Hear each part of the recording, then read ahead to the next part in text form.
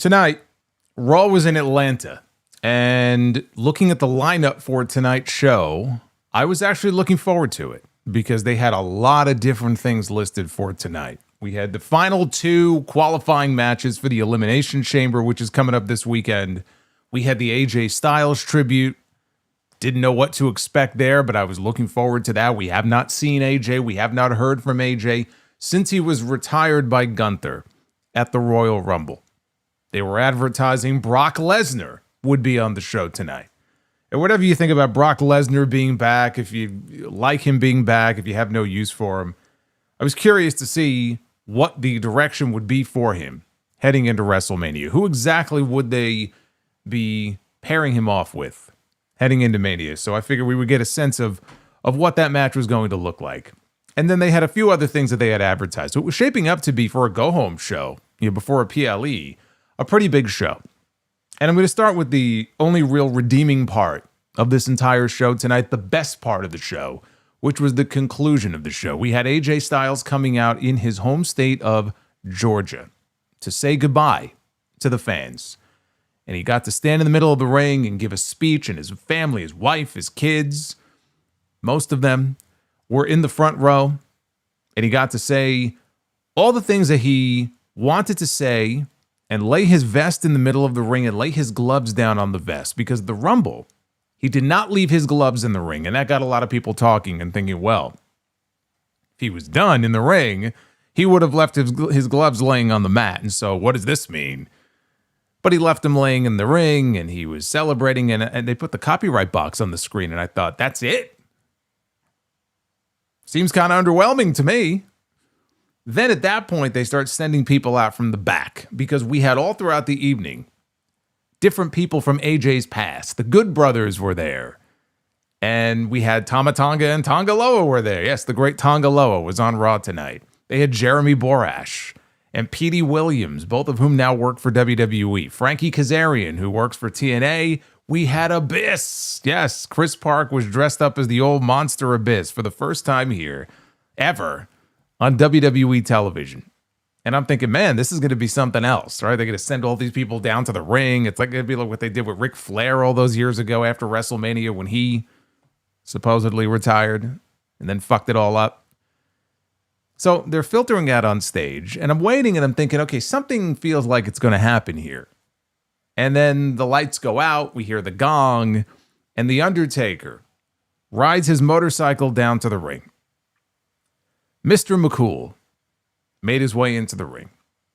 And they wanted you to think that we weren't done yet with AJ in the ring. We might get Undertaker and AJ Styles in the ring at WrestleMania, as if we fucking need that. But then it was all just a swerve to get to the big announcement, which is that AJ Styles is the newest inductee into the WWE Hall of Fame, class of 2026. And AJ had a look on, and I don't know if AJ had a sense of, or an inkling of this beforehand, but he acted like he didn't. And he had this amazed, happy look on his face that he was laughing and yucking it up with the Undertaker in there. And then his wife and kids got in the ring and he embraced them. And it was a beautiful moment at the end of the show. It's kind of wild to me that AJ's going in before John Cena, but it was a beautiful moment. And I almost hate that it happened on this show, because as far as the rest of the show is concerned, it really is too bad that it came tonight, because, and I'm not even exaggerating when I say this, not only was this show easily the worst Raw of the entire year so far. I mean, it's not even close. The worst Raw of the entire year. This is one of the worst Monday Night Raws that I have ever seen. Okay, and I don't say that lightly. And there have been some horrendous Raws over the years, and I'm not saying it's the worst, but it is among the worst that I have ever seen. Because I sit here now as we head into WrestleMania, which is now less than 8 weeks away. We're heading into Elimination Chamber this weekend. I feel nothing. Nothing. I'm numb. I feel nothing for WrestleMania this year. I watch these shows every single week, and I pointed out to all of you last week, these crowds, there's a trend here where these crowds, I mean, you listen to these crowds and it sounds like someone who took a sleeping pill before a long flight. And you see comments online from people, oh man, Atlanta, man, what's wrong with these people, man? This crowd was dead. You may as well do a copy and paste with every city they're in week after week. At what point do people stop blaming the crowds and start blaming the product that they are being given?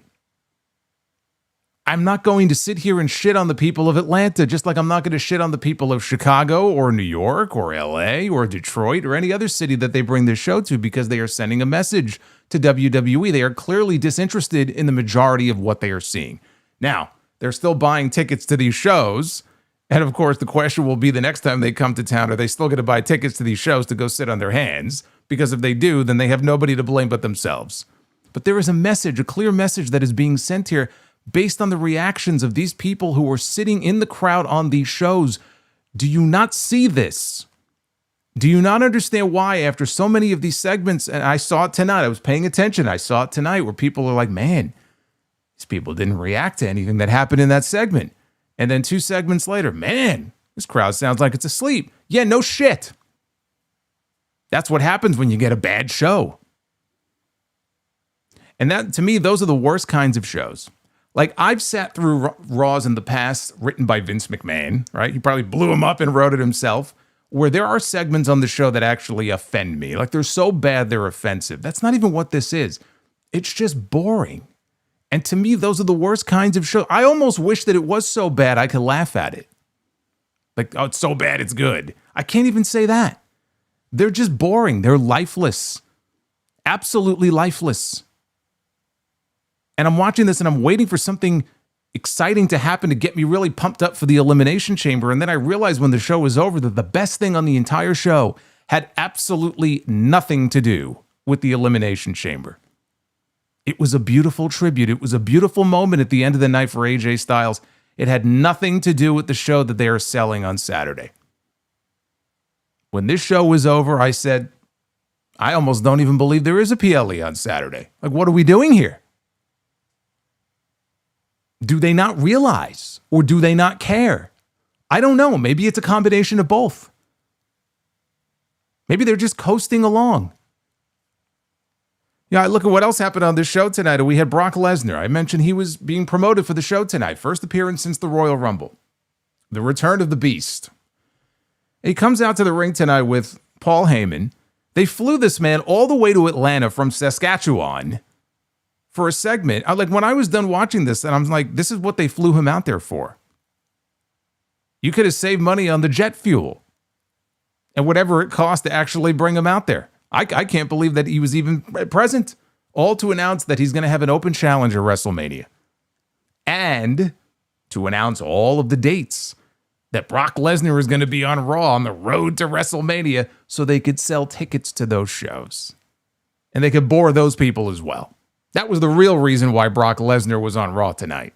So we could put the graphic up on the big Tron like they did with John Cena. Here are the dates. Here's the dates that Brock Lesnar is going to be on the show. To do what? I have no idea. Because you would have to assume they're going to wait a little bit before they announce who his opponent is going to be. And the crowd was giving them a clear indication of who they want that opponent to be. And they were chanting, Oba, Oba. Are they listening? We'll see. We'll see.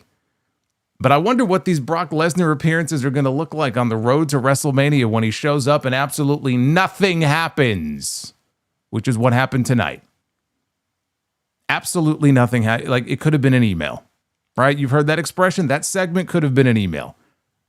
This is what they were promoting for all the people to buy tickets to come to Atlanta to see Brock Lesnar. That was the Brock Lesnar segment on tonight's show. And they're going to do an open challenge because they don't have the Undertaker streak anymore. And so now the big attraction is going to be the Brock Lesnar Open Challenge, apparently, at WrestleMania every year. I'm not even fully convinced that they have finalized what their plans are for Brock Lesnar or half a dozen other people at WrestleMania. I really do. I truly get the sense that they don't even know yet what the actual full card is going to be. But look, they don't have The Rock and they don't have John Cena. So what are they going to build WrestleMania around? What's the big attraction for WrestleMania this year, right? Outside of Punk and Roman, right? It's the Brock Lesnar Open Challenge. Are they even going to tell us before we get to WrestleMania. Maybe we'll find out the night of. We may not even find out before we get to WrestleMania. We had the final qualifiers tonight for the Elimination Chamber. On the women's side, Tiffany Stratton, Alexa Bliss, Rhea Ripley, Asuka, Kiana James, and now Raquel Rodriguez rounds out the lineup. So those are the 6 women who are going to be in the Elimination Chamber, and that will be for a shot at Jade Cargill's WWE Women's Championship. We now know. Jade Cargill was on the show tonight, too. Boy, does she have an easy night at the office for Jade. But because Liv Morgan made her choice, we know Jade is going to be the one who is going to meet the winner of the Chamber, because Liv Morgan chose, I know this is going to be a big shocker to all of you. I know. You know what I should do, actually?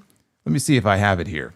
I don't even know if I have it here. I was going to go ahead and give you a drum roll, because I know you're all very excited to wonder here, who is going to get the shot, right? Who's going to put their title on the line against Liv Morgan?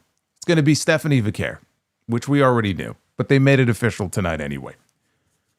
On the men's side, Elimination Chamber match, Cody Rhodes, Randy Orton, LA Knight, Javon Evans, Trick Williams, and Jey Uso. Now, I can't even heel on them for this. Obviously, I mean, nobody wanted to see Jey Uso taking up a spot in the Elimination Chamber match. He's one half of the tag team champions. What the fuck do we need him in the Elimination Chamber for? But unfortunately, and this is another reason why this show is just in the fucking toilet tonight, it wasn't even entirely their fault, because unfortunately, we had an injury during one of the matches. Now, I should point out before I even get into that, if you look at that lineup for the Elimination Chamber, one heel in the entire match, and his name is Trick Williams. Now, it wasn't supposed to be this way, but you know what? It almost is better, I guess. It almost doesn't even matter, because we know that the winner of the Elimination Chamber is wrestling Drew McIntyre at WrestleMania for the WWE Championship. Drew McIntyre is a heel. So by having majority baby faces in there, in theory, it makes it a little bit more unpredictable, I guess. It makes a little more sense for there to be more baby faces than heels. But there was supposed to be another heel in this match, and that person was supposed to be Big Bronson Reed. Unfortunately, Bronson Reed was injured. Yes, another Vision injury. And what did I say previously? What did I say? When Braun Breaker got hurt, I said the Vision is cursed. The Vision is cursed. If you didn't believe me then, you believe me now. Ever since Seth Rollins faked that knee injury last year, right? And a couple months later, he ends up hurting his shoulder. And then Braun Breaker gets hurt, and now Bronson Reed is hurt. What that means for the Mystery Man angle, there may not be a Mystery Man angle no more. I don't know where they're going to go with that now. He was supposed to be in the Elimination Chamber this weekend. I've seen WrestleVotes and PW Insider, and multiple different outlets now have confirmed that he was scheduled to win that match tonight. And it was very clear during the match itself that they were kind of scrambling to figure out what's going on here. And the referee was trying to feed messages to Gable and Jey Uso to let them know what the new finish was. So Jey Uso being in the Elimination Chamber was not the original plan. It's not great, but again, shit happens. It wasn't planned that way, and it sucks for Bronson Reed. You know, previously he had suffered the foot injury coming off the top of the cage in War Games, and that took him a while to come back from. He's still not fully 100% recovered from that. He never will be. He says he lives in constant pain, but he gets by. You know, when he goes out to the ring and he wrestles, he kind of puts it out of his mind, but that's an injury that's going to haunt him for the rest of his life. This injury was a distal biceps tear, which is probably going to need surgery, and that's going to be anywhere from 4 to 6 months. He's gone. This is not going to be a quick thing. He's probably not going to be on television for a while. He is gone. The Vision is now a tag team. The Vision is now down to Logan Paul and Austin Theory. And honestly, at this point, you may as well just blow the whole thing up and start all over again. I don't know what you do now. I really don't. I don't know where you go now with the Vision, but this group is fucking cursed. There really isn't a whole lot more to say about that. And I mentioned Liv Morgan made her WrestleMania decision. And that was it. I mean, again, you watch this show and just segment after segment, it's hard to sit through these shows. This is the time of year where, honestly, WWE television and Monday Night Raw should be at its apex. right? It should be at its most exciting. When you look at the calendar and you look at some of these like dead zones, right? John Cena made that comment when he was on the No Contest Wrestling podcast. And he said the reason he wanted to do his retirement in December was because typically it's a dead zone between Survivor Series and Royal Rumble where it's the holidays and there's not a whole lot that happens. So instead of me doing my retirement match at WrestleMania, why don't we try to generate some money at a dead period? And there are other dead periods during the year too, like post-WrestleMania, when you look at like May or June and, you know, post-SummerSlam. This is the period, this is the time of year right here that it's supposed to be the exact opposite. And I haven't been this bored watching WWE programming in a very long time, and it shouldn't be this way. It should not be this way. This was a horrendous show outside of the closing segment with AJ Styles, which was a beautiful segment. Everything else on this show, the show was fucking garbage. I'm sorry. Absolutely terrible. This is your Raw Netflix review. It's Monday night. It's February 23rd, 2026. I am the Solomonster. I just don't know. I just don't know what else to say. And it's, you know, it's hard to believe that, again, the show will have its defenders. Those are the people, like, you're going to see. You're going to see who those people are. They're going to show themselves for who they are, and you'll know who the people are that will defend this until their dying breath. Anybody outside of the closing segment who can honestly sit there and defend this show, they're going to say a lot about themselves. Keep your eyes peeled. Super chats are open. Let me know what you thought of this show. If you loved it, if you hated it, what you liked about it, what you didn't like about it. We'll read your messages a little bit later on here on the stream. Yeah, that was me. That was me screaming as I was watching this show tonight. Just like Asuka.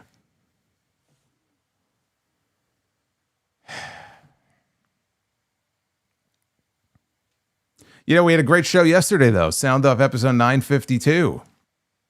Covered a lot of ground yesterday. Got a lot of good feedback on the podcast. If you missed it, go back and check that out. Also, take note in the live chat, there's a comment pinned at the very top. I wanted to show some love for David's poll. He puts together these like Be the Booker super polls sometimes for people to vote on.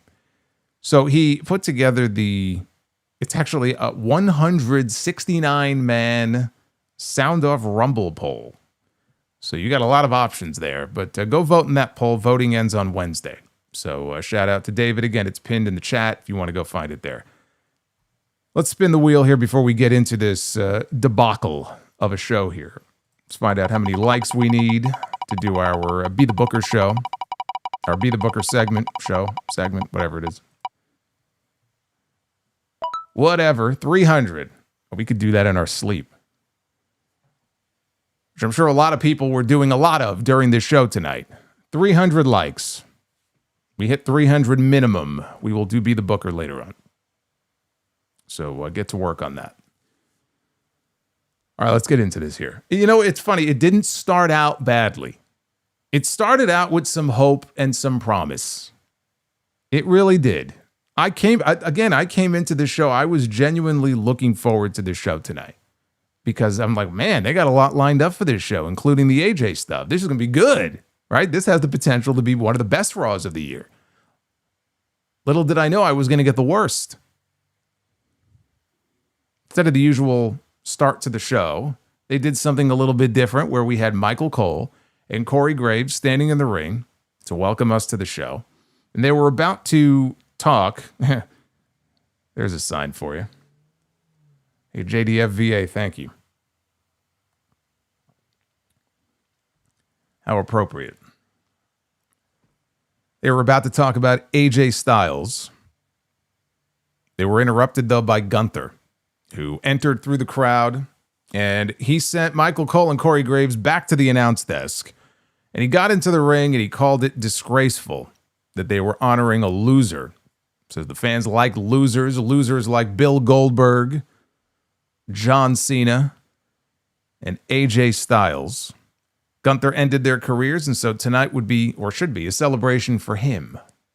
So Adam Pearce interrupted, and this should have been a bad omen right here. He comes out, and he is screaming, repeatedly screaming into the microphone, enough, enough, enough, over and over again, trying to get Gunther's attention. And Gunther is in the ring, and he's continuing to cut his promo as if he's just completely ignoring Adam Pearce. Now, if you listen, you could kind of tell the microphone was not working properly. It was not going out to the arena. We could hear it. But I don't think the people, and maybe somebody was at Raw tonight and they'll correct me. But initially when he came out and he was screaming into the mic, I don't believe that the arena could hear what Adam Pearce was saying. It's the only explanation. And he got so exasperated, he yelled, "God damn," into the microphone. And then finally it started working, and Gunther turned his head and he saw that Adam Pearce was there, and everybody could hear Adam Pearce. But he walks out there with the world's smallest security staff coming up behind him. And he tells Gunther that, "I thought you might do something like this."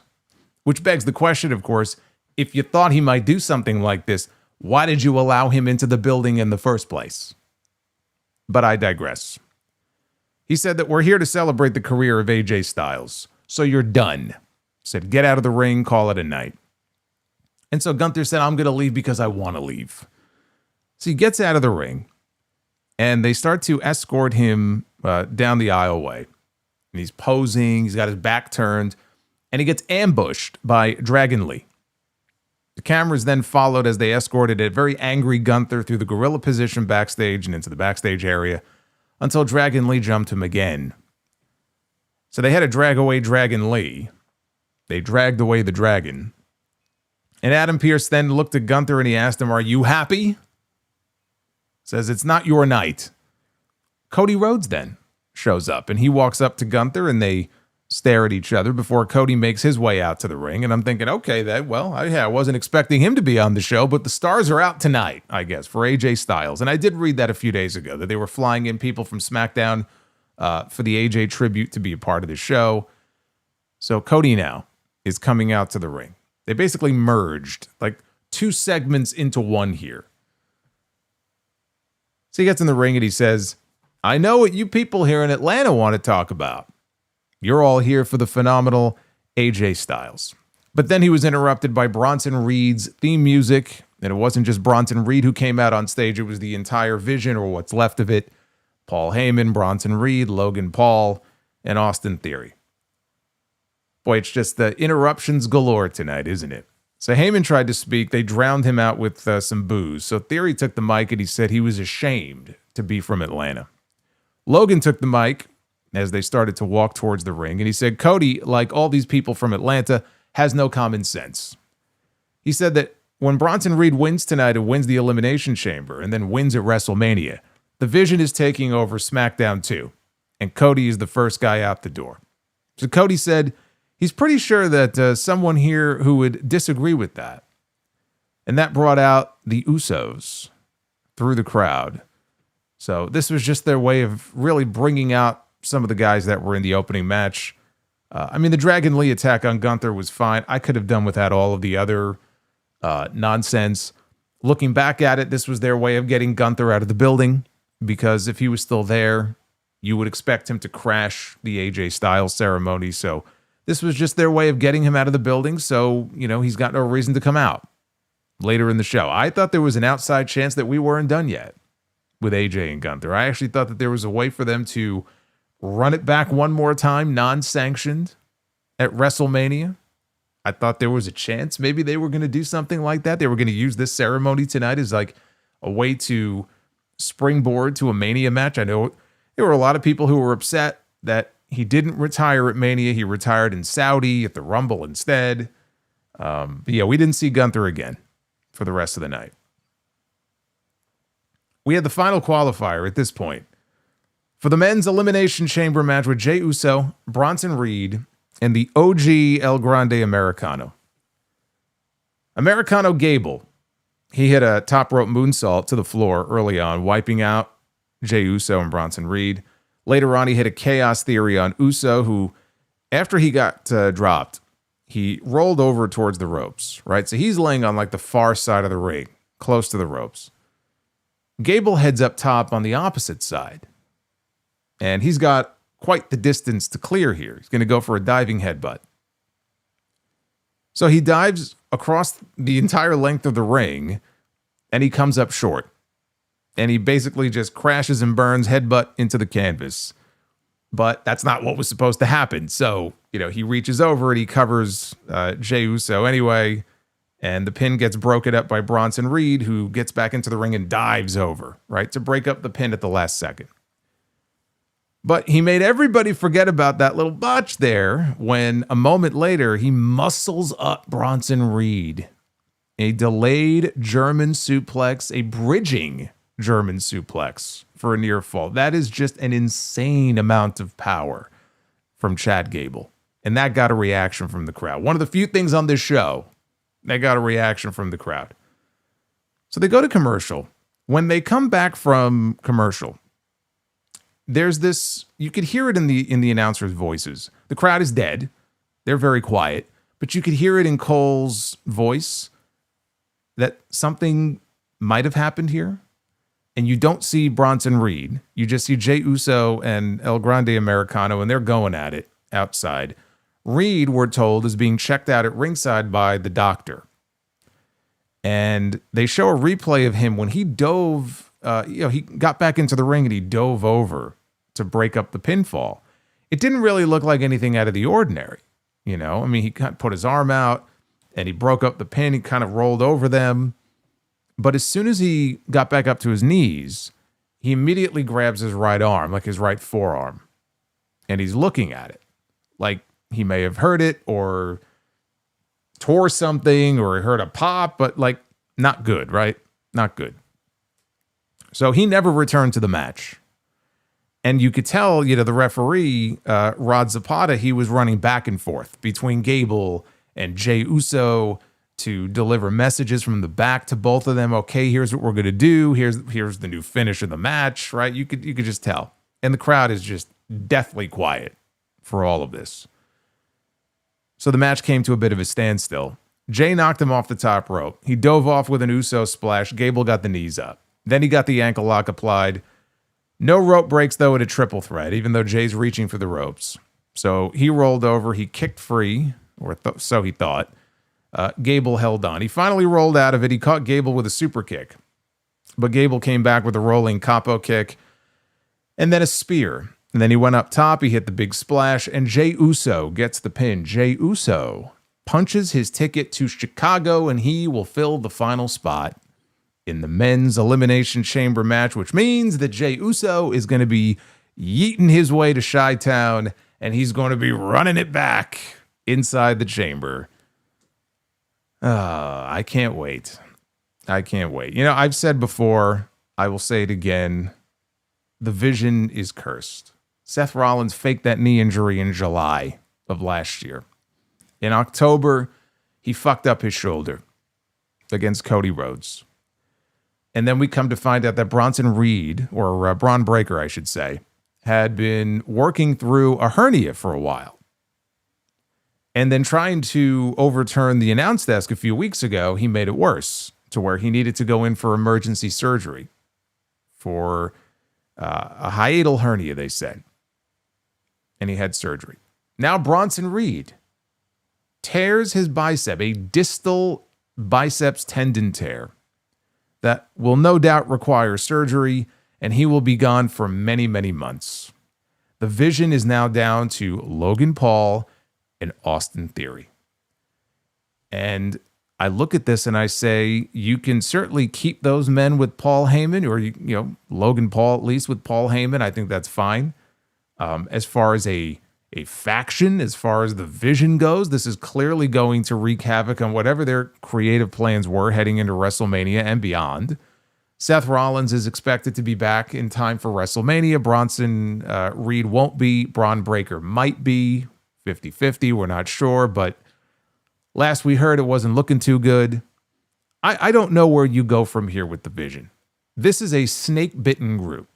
There is a message that is being sent by the wrestling gods above, and maybe WWE should get the message here and just put the kibosh on this once and for all. This Vision shit ain't working. To be honest with you, it really wasn't working too well before. But it's definitely not working now. Because when Rollins got kicked out, it should have been Braun Breaker as like the lead face of the Vision. And when he went down, Bronson Reed seemed to be the one sort of assuming that role. And so now you're left with Logan Paul and Austin Theory, and it's like, I don't know. I don't know how you fix this. You could just add more members, I guess, to the Vision until the next person gets hurt. I'm not big on superstitions and that sort of thing, but my God, like, is it even worth it? I know they want to have a top heel faction on this show, but is it even worth it at this point? I didn't know that it would take more injuries to get to a point where LA Knight would no longer be feuding with the Vision. It's going to get to a point where they all get hurt, and the only reason we no longer get LA Knight feuding with the Vision is because there is no more Vision. That may be the only way we get out of this. I don't know. I don't know where to go from here. The Vision wasn't exactly lighting the world on fire. If they just eliminated it altogether, I would not give a fuck. I seriously would not care. I actually think we were at a point where it was starting to actively drag down the show. Not in the same way that, you know, like the MFTs there for a while. I felt that way. But at least the MFTs and some of these groups on SmackDown, they're mid-card groups. You know what I mean? The Vision was the top heel faction on this show. So the show itself was really built around the Vision. And it's just to a point now where I don't even know. I don't even know that you need to keep it around anymore. You know, kind of blow it up and come up with some different plan. You know, take things in a different direction. Shake things up a little bit. God knows this show could use it.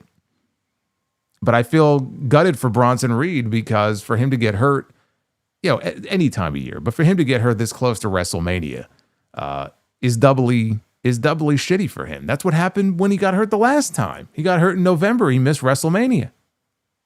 You know, he didn't come back until the summer.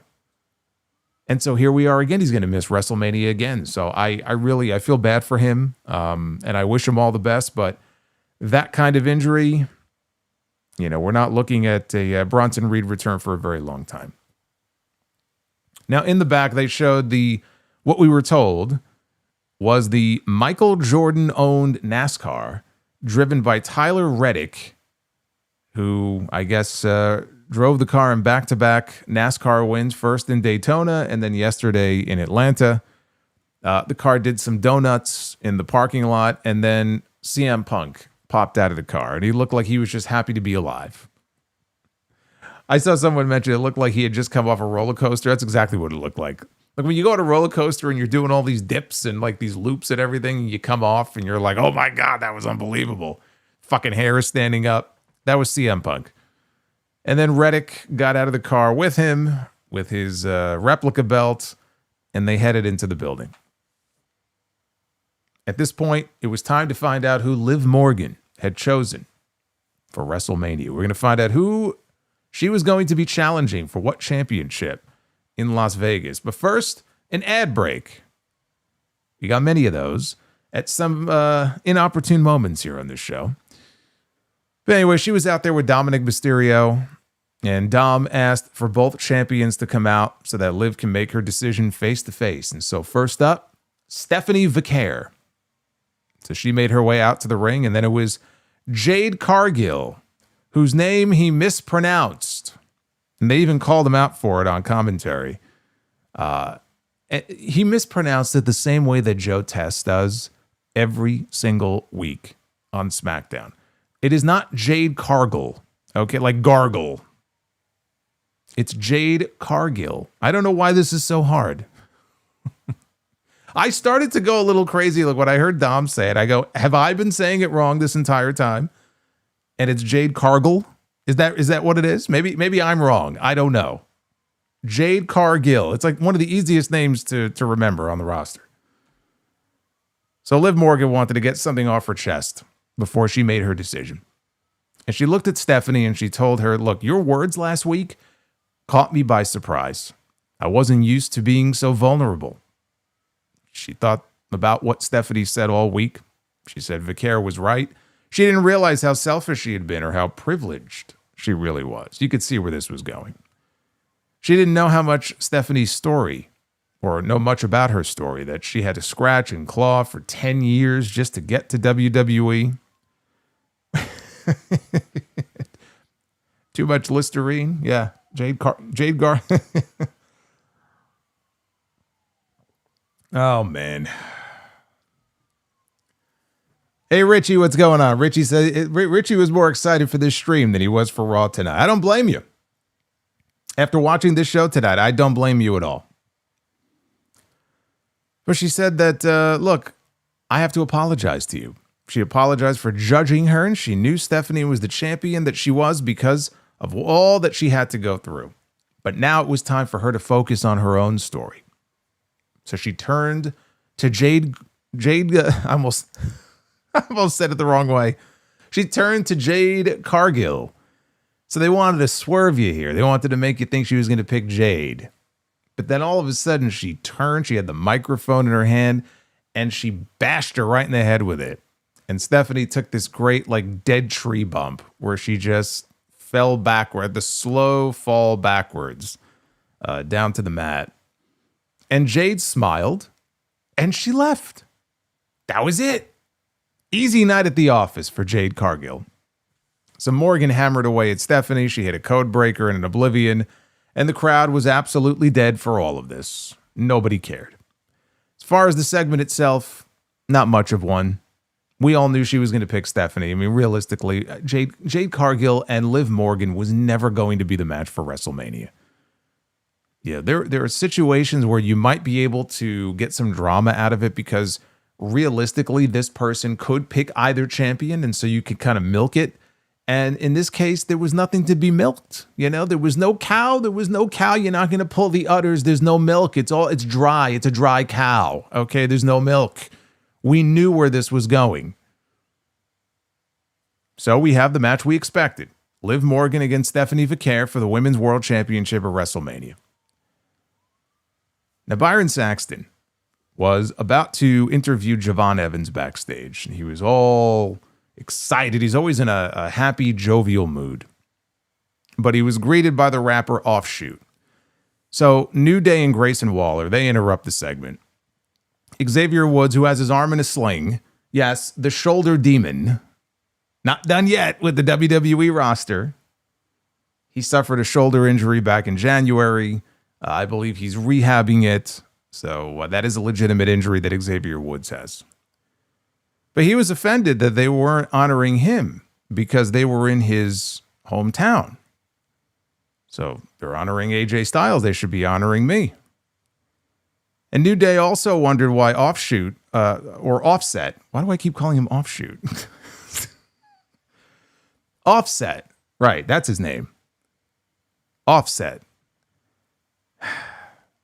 Offset said it's because New Day sucks.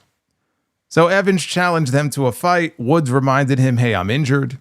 So Kofi Kingston accepted on his behalf. So that's how we got.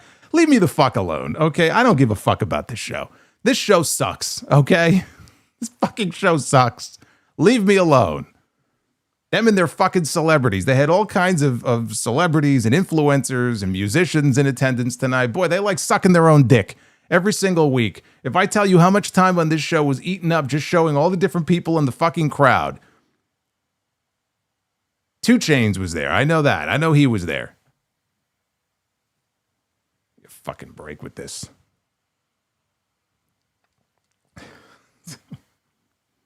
Give a shit. You know, one of these weeks, I'm going to go, me and Adam Pearce, we're going to go into the city. We're going to go bar hopping, and we're just going to drink the night away. He and I both. We both need a drink.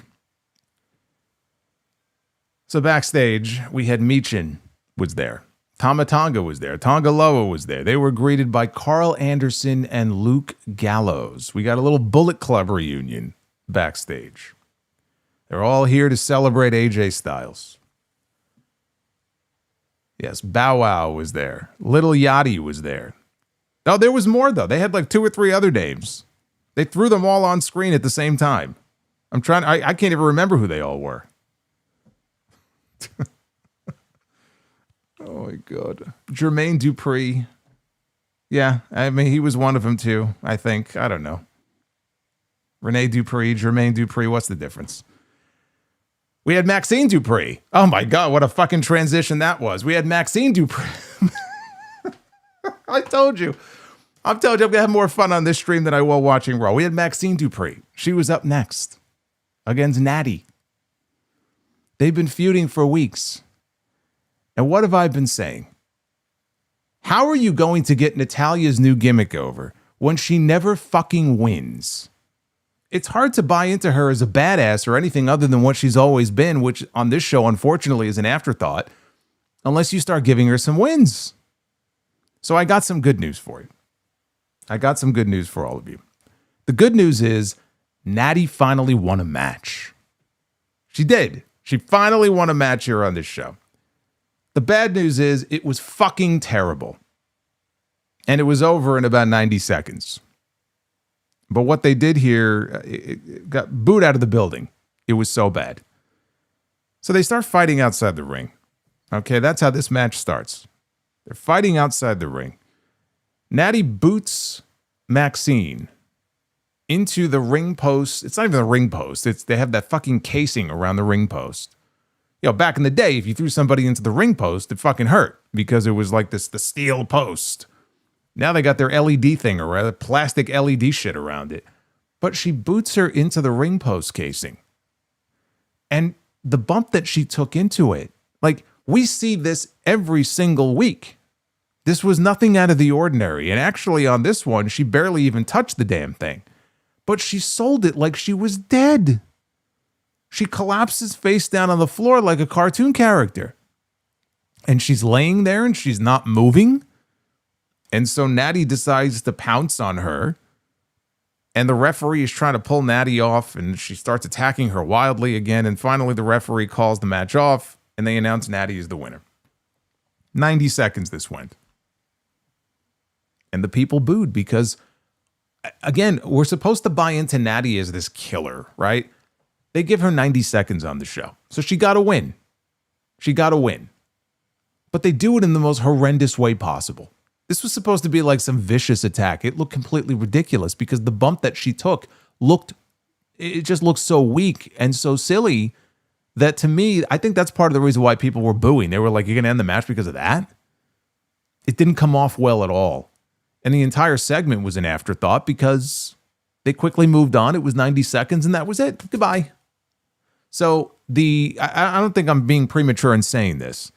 I think it could have worked, but my reservations about Nattie using like the Bloodsport Nattie character on this show, unfortunately, were confirmed.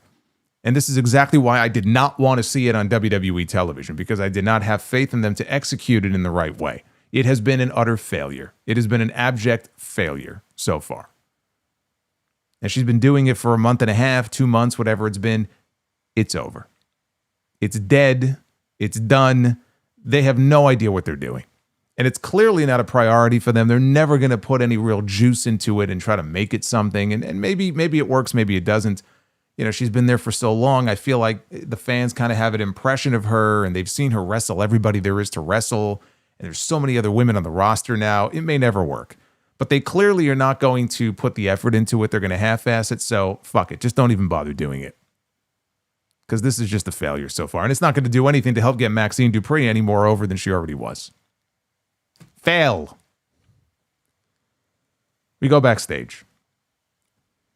JD McDonough apologized to Finn Bálor, who was wearing a suit for tonight's celebration. I don't even know if he even came out at the end of the show, but he was all dressed up. But he apologized to Finn for being a hothead last week. He said all he wanted was to see Bálor become champion. That's all he wanted. He was trying to help him out. So Bálor accepted his apology. He said brothers fight, but they always made up. And he planned on becoming the champion, but he had to do it alone. So Dom was upset that they left him on his own last week, and he knew that Bálor wanted to do things on his own, but he didn't. He said he wanted their help when he defended the Intercontinental title next week against Penta. So now we know when Penta is getting his championship match. So McDonough said he had his back. Bálor, though, quickly cut in. And he said nobody had his back when they, being Dom and JD, were hurt. He didn't blame them, and he held his own while they were gone, but it was time for Dom to do the same. Take some responsibility and grow up. I still say it's going to be Bálor and Dom for the title at WrestleMania, which would mean Penta loses again next week. Michael Cole informed us that Obafemi is still a free agent. I can see why, by the way. All he has to do is watch this show and go, oh, I don't know. I was going to sign with Monday Night Raw, but I don't know if I want to be a part of this bullshit. I got to take my time here to make my decision. So he's still a free agent. We got another video package for him. Then we went to the back. Adam Pearce is there, and the crate is still there. The crate that says deliver, or not deliver to WWE, but do not open until 2/28/26, the Elimination Chamber. It was there last week. He shipped it off to Nick Aldis on SmackDown. Now it's back. It's back here on Raw. He's talking to the woman and says there's nothing here in the manifesto. And the woman said, well, Nick Aldis wanted it sent back to Raw. So he told the young lady, look, just ship it to Chicago, and I guess me and Aldis will open it up together in the ring. So at that point, Rusev showed up, and he wanted to have a chat here with Adam Pearce when Obafemi showed up. And Rusev thought that he was a bit mouthy for a rookie. Oba was ready to throw down. Pearce told the two of them, table this for another time. Tonight is about AJ Styles. Now, I want you to remember this because I am about to get into the Brock Lesnar segment. So I want you to remember that they established here that Obafemi is in the building. But after this, we had the Beast, who was out with Paul Heyman. And I kind of chuckled here because he pointed at the ground to make sure there was no wet spot this time when he did his little pose for the pyro so he didn't slip and fall. But yes, Brock Lesnar was back. First time since the Royal Rumble that we have seen him on TV. So they get in the ring, and Heyman said traditionally there were always two WrestleMania main events. You had the World Championship match, but you also had the Undertaker's undefeated streak. And that came to an end when Brock Lesnar conquered the streak. Now the only dead man walking in WWE was the man who would walk down the aisle to face Brock Lesnar. And Heyman rambled on as he does. Long story short, the question now was who would face Brock Lesnar in Las Vegas at WrestleMania. So Heyman pointed at the screen. And on the screen, they had a graphic with all of the dates that Brock Lesnar is going to work. I say work. I mean, that's not even the right word to use. That Brock Lesnar is going to appear on the road to WrestleMania. So he's on television for 5 of them after tonight. If they're anything like this segment here tonight, he may as well stay home. But the dates are 3/16 in San Antonio, Texas, 3/23 in Boston, March 30th in New York City at Madison Square Garden, April 6th in Houston, Texas, and the go-home Raw before WrestleMania, April 13th in Sacramento, California. Those are the dates that you can see Brock Lesnar. And Heyman then invited somebody to accept the Brock Lesnar Open Challenge so they could get their ass kicked. That was it. They played his music and they left and nobody came out. Doesn't get any lazier than that. This is what they promoted. Now, they didn't promote that Brock would be on the show on last week on TV. But they were promoting it on their social media for the last 2 weeks, and obviously people bought tickets in part to come to the show, probably to see him, thinking, okay, that there'll be some angle they shoot or something for the Chamber or for WrestleMania. And that's why, when I was talking about Brock Lesnar on the podcast, I said, why have him on this show and not hold him off until next week? Like, we're 5 days out from the Elimination Chamber, so he must be factoring into that show in some way. Maybe they want to juice up the Chamber, right? I mean, they're selling tickets. They have over 15,000 tickets sold, I think, on a setup of 17,000 in the United Center. But tickets are not selling as fast as they would like for them to sell because they should be sold out already. So you add Brock Lesnar to the show in some way, and that could be an attraction for the show, right? Now we have the hook with the crate, right? They're trying to move more tickets. But I thought, okay, this is going to tie into the chamber in some way. There was no point. There was no point. There was no purpose in him being on the show tonight. He has nothing to do with the Elimination Chamber. He will not be in Chicago. He will not be on the show. He is not wrestling on the show. And then you watch what they did here in this segment, and you realize that the only reason he was on the show was so that they could promote all of the dates that he was going to be on Raw so they could sell tickets to those shows. They wanted to make it very clear, these are the shows that Brock will be on, and so we want you to buy tickets to go to those shows.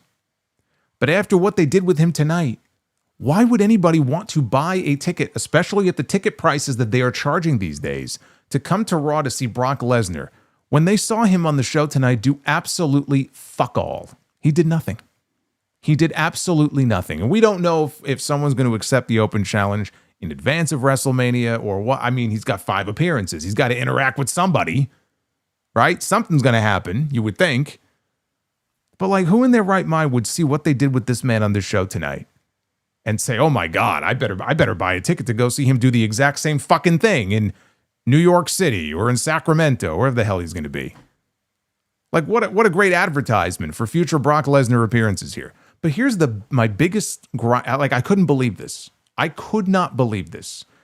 As Paul Heyman is talking about this, the fans are chanting Obafemi's name because they saw the tease and they saw the little bit of interaction we had between them in the Royal Rumble. And Oba's the hot new toy on the roster, right?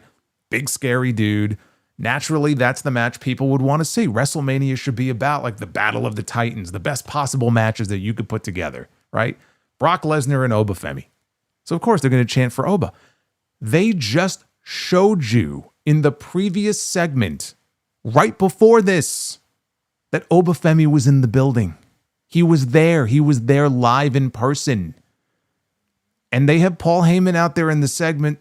There's nobody in the back. There's no man alive in the roster, in the back who could step up to the beast. And nobody comes out, including Obafemi, who they showed you was there in the building. That makes Oba look terrible. That makes everybody on the roster look terrible that nobody came out. How are you going to do that? Why would you even show that Obafemi was there? That's the part that I don't understand. So I just thought that was very dumb. But it's very clear what these fans wanted to see. So if they have a brain cell in their heads, that is the man who will accept the open challenge. Maybe they'll save it for Madison Square Garden and they'll shoot a big angle, but that's a month away. So what they're going to do on the 16th and the 23rd, and I don't know. I don't know, but this segment was fucking terrible. I mean, my God, this is my issue with Raw, though. There's so much on these shows.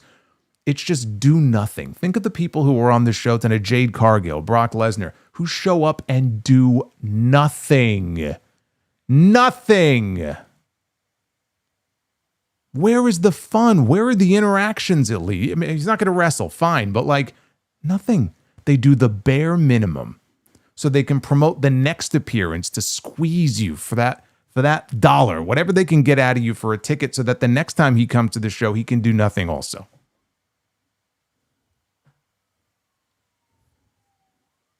We got a pre-tape Becky Lynch promo. She reminded AJ Lee how much she's accomplished, and she wondered what AJ ever did besides hold a butterfly belt.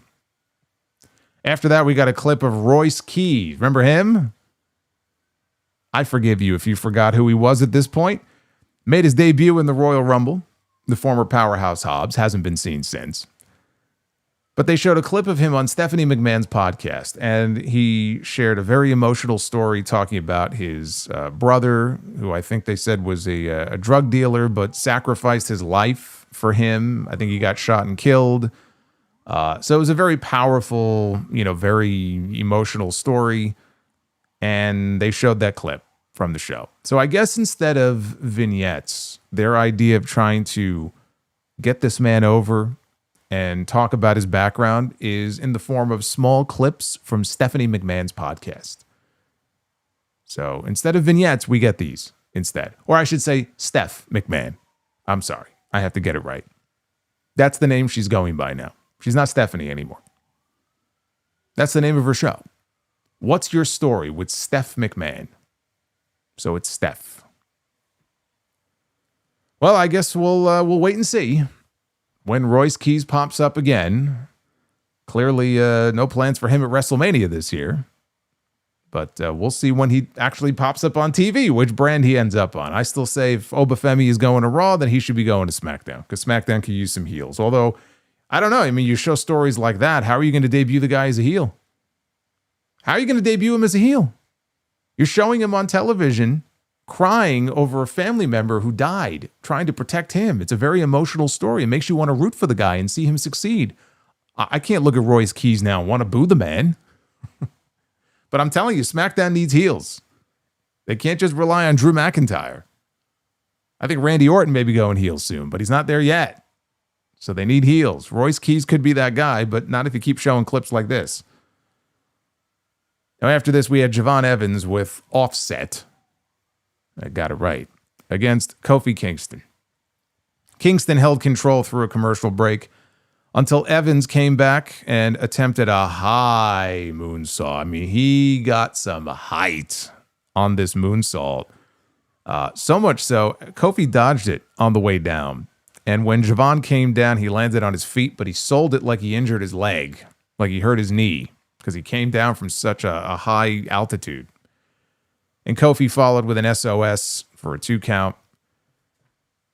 Off is a direction you can fuck. Thank you, dude, here. You could direct that to whoever wrote tonight's show.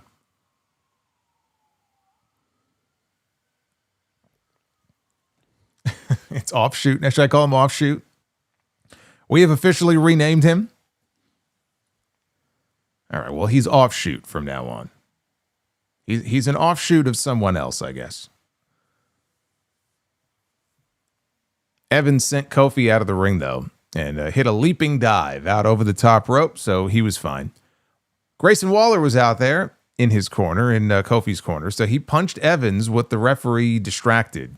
And Kingston hit a famouser for a 2 count offshoot, then chucked Waller over the announce desk. He threw him over the desk so hard that Waller actually landed on his feet on the other side. So then he started backing off Xavier Woods. Xavier Woods wanted nothing to do with Offshoot. Kingston yelled at him for getting involved, and that little distraction, it's the amazing Gunther, allowed Gunther to appear. Jerry Lawler loves Gunther, the Magnificent. There he is. All hail Gunther. There he is. Where the hell have you been? I haven't seen Gunther in a while. Hey, Brandon Day, thank you for the $50 Gunther super chat. I'm going to get to your message in a little bit. Thank you, Brandon. Anyway, he ended up putting Kofi away with an OG cutter off the top rope for the win. And they played this up as a big win coming against an all-time great and a big win heading into the Elimination Chamber. You know, it was a big win for him heading into the Chamber because he is in the Chamber on Saturday. So you want to send him in there with some momentum. That's true. But, you know, the idea of him, oh my God, he beat the great Kofi Kingston. You know, the reality is he may have been WWE champion many moons ago, but the way that he is booked and portrayed on television, it doesn't compute. Like, nobody is looking at this as anything other than just another win. You know, when you beat Kofi Kingston these days, it doesn't mean anything. You know, you're only as good as the way that you are protected and portrayed on television. Kofi is neither of those things. He's neither portrayed in any sort of strong way or protected. So it doesn't come off as really all that big of a deal. But this was also the first thing that got any sort of meaningful reaction on this show since Cody Rhodes came out at the top of the show. People were into Javon's offense because he's fun to watch. That's why I wanted him in the Chamber. Bring some life to the Elimination Chamber. Bring something different to the Elimination Chamber. When they go backstage, we see Frankie Kazarian from TNA, clearly in town here for the AJ Styles tribute. He's walking along and he stops and he turns and he sees that there is a door to the boiler room. And he opens the door, and who is on the other side of the door? No, it's not Mankind, but it's I hate to say Mankind cosplay, but that's how I used to look at Abyss. Honestly, when I saw him for the first time in TNA with the mask and everything, I said, "Who is this guy cosplaying as Mankind?" But credit to him, he carved out a nice character and a nice run for himself in TNA. And I became a big Abyss fan. Look, I was a big fan of the gimmick that he did with his brother, the lawyer. I was a park mark back in the day when I was reviewing TNA. My favorite thing that he ever did, he had that backstage segment where he's searching for his brother, Chris, Abyss. And he's talking to Sting. And I don't remember what he was trying to tell Sting, but I just remember he's like, "I don't want to kayfabe you." And I just remember the first time I heard that, I started busting out laughing. I go, this gimmick is fucking great. I love it. But it's Abyss. This was the first appearance ever for Abyss. The monster Abyss here on WWE television. We've actually seen Chris Park before. Remember they put him with AJ Styles for a while? He was like his stat boy. And they killed that gimmick too quickly. But I always said, man, what a missed opportunity. Like when he first signed with the company, unless it was just something that he physically felt like he couldn't do. Assuming that's not the case, I'm sure he could have made one appearance. I remember I don't think it was long before the Royal Rumble. And I'm like, he's got to be in the Rumble. Like you've got to give Abyss a cameo at least a cameo in the Royal Rumble. And they never did it. They never did it. I'm like, man, what a missed. That could have been his one appearance, and they never did it. But you know what? If they did that with him now, they'd give him some fucking generic Def Rebel music, so it's better off that they don't. But there he was, and he and Frankie Kazarian are walking along together. We didn't see them again after that. I don't remember seeing Abyss anywhere in the sea of talent that came out on stage at the end of the show, but I'm sure he was in there somewhere. So after this, we got a taped Finn Bálor promo. Good old Finn Bálor. He said CM Punk was not the only one with people mad at him. He had people mad at him too. But they needed to understand why he needed to do this. He needed to prove to the doubters, the critics, and the Judgment Day that he could be champion. Says it's been 10 years of what ifs.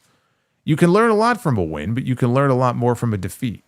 When he lost to Punk, he learned to stop asking what if. He learned to tell himself when. When you beat Punk, when you become world champion, and when you go on to main event WrestleMania, there would be no more what ifs. Because everyone would know that there was a new best in the world. And that led into the World Heavyweight Champion, CM Punk, making his way out to the ring. I'm sorry to say that not even Punk could save this show. I've been a big fan of his promos so far this year. The stuff that we've gotten from him on television, whether it was cutting a promo on Braun Breaker or Finn Bálor or Roman Reigns, right? I think he's been largely on his A game so far this year.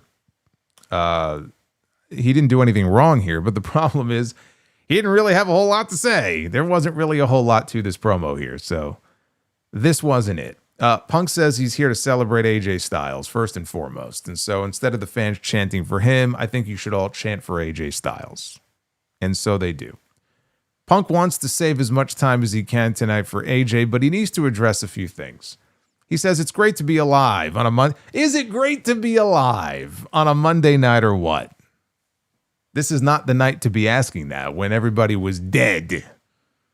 But that's what he wanted to know. What if that was the last time he ever got to say that?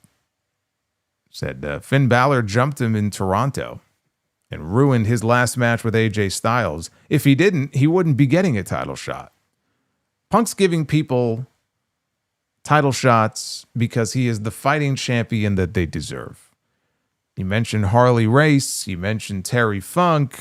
He mentioned Bret Hart and Shawn Michaels and The Undertaker and Triple H. These are the men that pave the road. What if Roman Reigns was here tonight? And the fans got a little perked up for that. Like, oh, is Roman Reigns here tonight? Like, of course not. But then he mentioned that he's not here. And then they booed. Said, you're not booing me, are you? He goes, I'm here every week. I'm making all the towns. What if Finn Balor beats him? He said, well, no risk, no reward. The reality is that Roman Reigns is going to be here next week in Indianapolis. What if he doesn't wait until WrestleMania and he punches him in his stupid face next week? And this was the most embarrassing part of the entire promo because he was clearly expecting a reaction. He got a very light reaction, and then he sort of milked it like he was still waiting for the fans to react to that line. He must have let a good 10 seconds go by, and the crowd was just dead silent. Like it was embarrassing. So he says he doesn't deal in what ifs. He'll let Finn Balor deal in that and Roman Reigns deal in that. Not him, though. He is the champion. He is the best in the world. He doesn't have to ask himself, what if I was the main event of WrestleMania? Because I am the main event of WrestleMania. My name is C. And then he let the fans finish off and they said, M Punk. This was the worst of all the CM Punk promos so far this year. And I don't really blame him at all because what the fuck is he supposed to say? What is he supposed to say? We got a pre-tape Finn Balor promo. I mean, we know he was in the building because they showed him earlier. But we got a pre-tape Finn Balor promo, so we knew we weren't getting a face-to-face between them. Roman's not back until next week in Indy. So it's just him out there. What is left for him to say? We already had a face-to-face with him and Finn Balor last week. And there's really no point in advancing anything WrestleMania-related until we get past the Elimination Chamber. He's going to beat Balor. Roman's back next week, and then we'll pick up where we left off with those two after the Royal Rumble. So there really was not much for him to say. So this was the weakest of all the CM Punk promos that we've had so far. Not even this could save the show. Backstage, they showed Petey Williams and Jeremy Borash hanging out together, and then a large man walked up to them. And the camera panned up, and it was AJ's former tag team title partner, Omos. Jeremy Borash, I think, is a part of the creative team there in AAA. So he and the Undertaker, they've been booking Omos, who's actually being used finally. It's good to see him being used. After he sat on the, I don't know if he was on the shelf somewhere. There's no shelf big enough to house him. He's been sitting in catering for so long. At least they're doing something with him now, him and Vikingo in AAA. Did you see, by the way, that segment? I didn't see the entire show, but there was a segment on the AAA show this past week with Vikingo in a hospital, dressed up as a doctor, and he had the clipboard and everything, and he goes in, and there's Mini Vikingo, who I think they beat up like last week. And Mini Vikingo is like laying there. He's got a neck brace on, and Dr. Vikingo walks up to him, and he takes this like hard metal clipboard, and he bashes him on top of the head with it. It was comical. It reminded me of the Austin McMahon segment when he hit him over the head with a bedpan, and it made that noise. I mean, he just fucking blasted him right in the head with the clipboard. And then he overturned the bed, and Mini Vikingo went flying. I'm like, this is the best work of Vikingo's career. Who knew that he would be such a great heel? So we had our final Elimination Chamber qualifier. Io Sky, Raquel Rodriguez, and Kairi Sane. Rodriguez, early in the match, caught both women with a double fall-away slam. Io hit Kairi with a missile dropkick later, and the crowd started to get behind her, as they always do, until she got leveled by Raquel. Io then saved Kairi from a Tejana bomb, and they drove Raquel into the ring post shoulder first. Io then hit Raquel with a suicide dive outside, and Kairi followed with an insane elbow to a standing Raquel. Io dropkicked Rodriguez into the timekeeper's area before Kairi then hit Io with a back fist. Io avoided an insane elbow in the ring and then hit her over the moonsault, and she had the match won. And Raquel reaches into the ring at the last possible second and yanks Kairi out of the ring. And she was a little late getting there, but she dragged her out to the floor. So Io hit Rodriguez with a missile dropkick and a Meteora. Raquel tried fighting her off. Io, though, nailed this great-looking diving tornado DDT and just spiked her with it. And she set up for the moonsault again. Now, Kairi had disappeared. So I'm like, I'm just waiting for her to reappear. And sure enough, as she's up there getting ready for the moonsault, Kairi reappears and she shoves Io off the top rope to the floor. Kairi then went for an insane elbow. Raquel, though, put her knees up on the landing, or at least that's what Michael Cole tried to tell us. I don't believe she actually did. It looked like Raquel was already rolling out of the way as Kairi was coming down. Rodriguez followed with a Tejana Bomb for the win to qualify for the final chamber spot. So, what this means, now we have a completed field in the women's elimination chamber match, but what it means is that Raquel Rodriguez, Alexa Bliss, Rhea Ripley, and Asuka are all in the match, and their partners, and in the case of Raquel, talking about Liv Morgan here, but you could also say Roxanne, but all of their partners are not.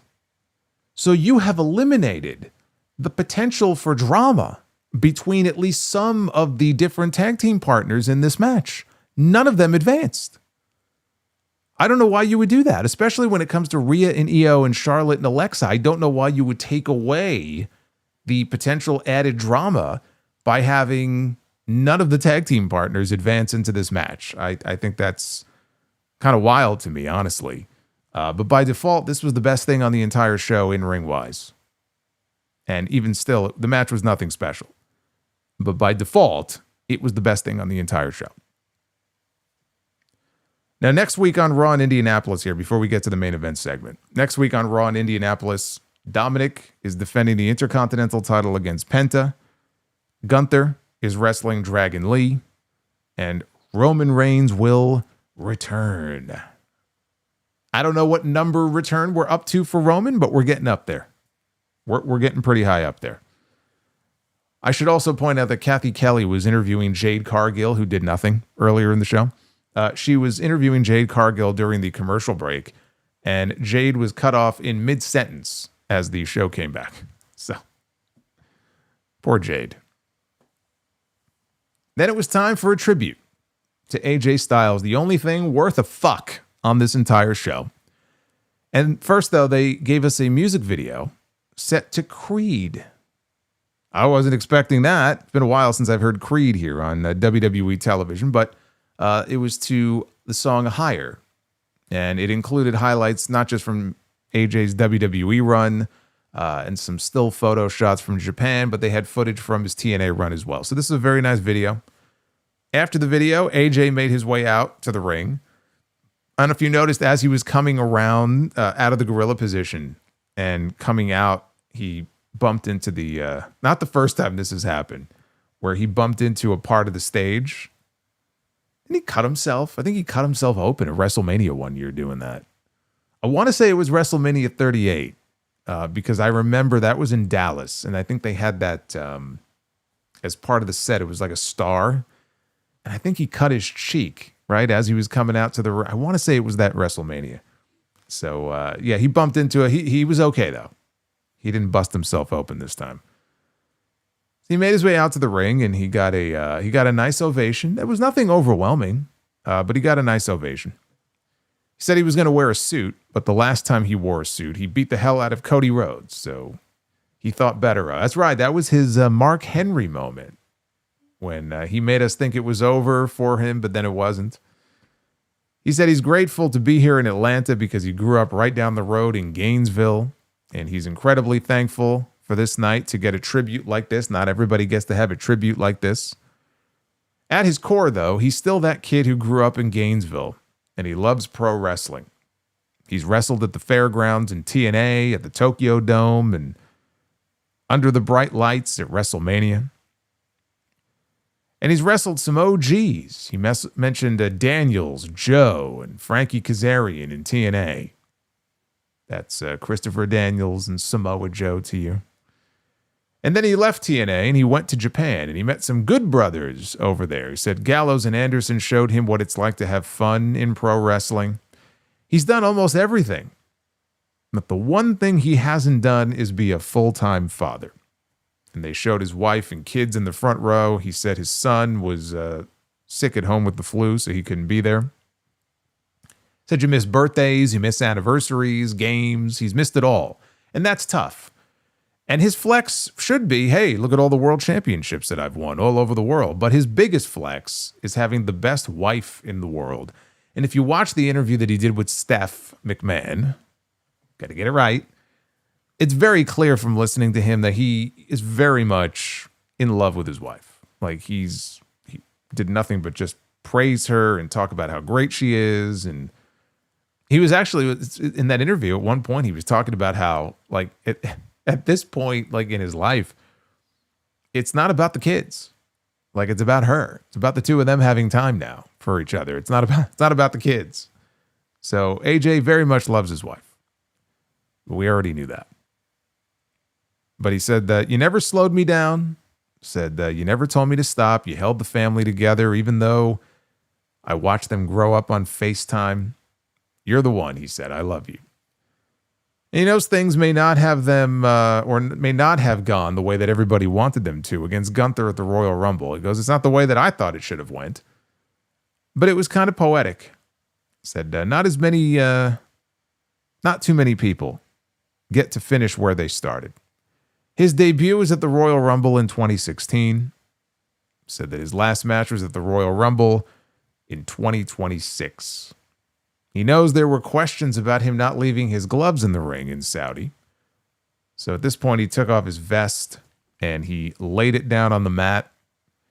Said he didn't take off his gloves at the Royal Rumble because he wanted to take them with him to the house and come here to Atlanta and leave his gloves at home. And he proceeded to take his gloves off and he dropped them on top of his vest on the mat.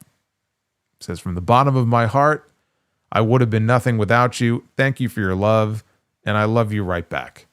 And at that point, he posed for the crowd, and they put the copyright box up on the screen, and I'm like, this was nice, but after building this up for 2.5 hours like this, really an entire week, I'm like, that's it? They've been showing us wrestlers from TNA and all these different places and his history, his background all over the show tonight, and no one's even out there. Like, this can't be it. So only at this point did wrestlers, including Triple H, begin to pour out from the back, and they stayed on stage. They collected on stage. And AJ is looking at everybody gathered on stage, and I'm still thinking, like, this can't be it. This just feels incomplete. And they're waiting, and then we hear the gong, and the lights go out. And I had this fear come over me, because I did think for a fleeting moment there that we were going to get a match at WrestleMania, maybe like an unsanctioned, unofficial exhibition or something. We never got to have a proper match. Damn it, we're going to get it at WrestleMania this year. But the Undertaker comes out. He's on his motorcycle. I don't know why he had to be on the motorcycle. It's not like they didn't have a long aisleway tonight. He rides out there on the motorcycle to American Badass. He gets in the ring. And he asked AJ, he goes, you're just going to leave your stuff in the ring and leave? Me and you, we got unfinished business. Said, AJ, did you ever hear the phrase, if you see me coming, you're already gone? Well, I changed that phrase a little bit. Because if you see me coming, or if you see him coming, that means he's going, he says. AJ, it is my esteemed honor to inform you that you are the newest inductee into the WWE Hall of Fame class of 2026. And everybody cheered, and AJ had this elated reaction on his face. His family came into the ring with hugs, and they were all celebrating, and his wife, grabbed his arm and raised his arm. And that's how they went off the air. They went off the air just celebrating the moment. So it was a beautiful ending to an absolutely atrocious television program. One of the worst Raws that I've ever seen. I said what I said. The AJ thing I love because no one can doubt that he belongs in every wrestling Hall of Fame that there is. All right, you talk about first ballot Hall of Famers. AJ Styles is a first ballot Hall of Famer. And obviously there are bigger WWE names who will go in at some point. John Cena and The Rock, they still haven't gone in. But AJ going in is something that is well-deserved. I will tell you that the other thought that I had in watching it and then rushing him into the Hall of Fame like this is that, boy, they really don't want him to go to AEW. Because there's been a lot of talk about that. And AJ, when he was interviewed by Steph, was very non-committal that the Royal Rumble would be the last time that we would see him in the ring. It wasn't like, no, I'm done. That's it. I'm finished. Like, that's it. He didn't say that. And that only, fanned the flames that much more. But I'm watching this. I'm like, boy, they really don't want him going to AEW. So, look, the chances of it happening, I don't think they're great, but they're there. I can't rule it out. I don't know what his contractual situation is with WWE. Once he goes into the Hall of Fame, or if he's going to transition into some other behind-the-scenes role, or I don't know. He's talked about wanting to spend more time at home with his family, and I'm sure he will. He'll have plenty of more time to do that. He's not going to be on the road every single week. Even if he was to wrestle again, I don't see it being any sort of even like a part-time schedule. The ball's in his court. He said that 2026 would be his final year in the ring. And we are still very early in 2026. So who's to say? We'll see. We'll see. But I think that's great. It was looking for a while there like Stephanie was going to be the headline inductee going into the Hall of Fame this year. And the Hall of Fame just got its headline inductee. And his name is AJ Styles, who will go down as one of the all-time greats. AJ Styles to this generation is like what Shawn Michaels was to a lot of other people. He will go down as that influential figure who was going out there and working, matches that he was doing things that people just didn't see at that time. And he made it look so easy and so effortless. It takes a special talent to be able to do that. It takes a special talent to get somebody like The Undertaker to go, man, like you're the Shawn Michaels of this generation. Man, I wish you and I would have had the chance to get in the ring and do it the right way, not just cinematically. And you hear the comments, during the video package from his colleagues and, not everybody gets to have a charmed career the way that he did and have success every single place that he went, whether it be here in the United States or in Japan. I would argue his greatest run. When you talk about the greatest runs that he's had, you got to have the New Japan run up there, even though it was the shortest when you compare it to his WWE and TNA runs. But, he went right to New Japan, IWGP champion, the Bullet Club, the matches he was having, like, up and down his career. Legendary shit. So, congrats to AJ Styles. I only wish that it came on a night where, I could be sitting here talking about, man, what a great night, what a great show. And unfortunately, I can't do that. This was just an atrocious television program. It was a program that did nothing to get really anybody excited. I don't honestly see, like, you can have different opinions about the show in different segments, like that's fine. But did they really do anything on the show tonight to get you excited for the Elimination Chamber? I don't see how. I don't see how that's possible. The best thing that was on the show tonight had nothing to do with the PLE on Saturday. Nothing. And then we had the terrible Bronson Reed injury, which is just awful. And that cast a real dark cloud over the show tonight. But the AJ thing was great. And having his family there, that was the cherry on top. Let's take a look at the Twitter poll. What did you think of Raw from Atlanta? Good. 28.6% thumbs down. 71% thumbs up, I should say. 28.6% thumbs up. I used emojis this time, but thumbs up, thumbs down, same shit. 71.4% thumbs down. Worst Raw of the year. Even with the AJ Styles stuff. That is saying something.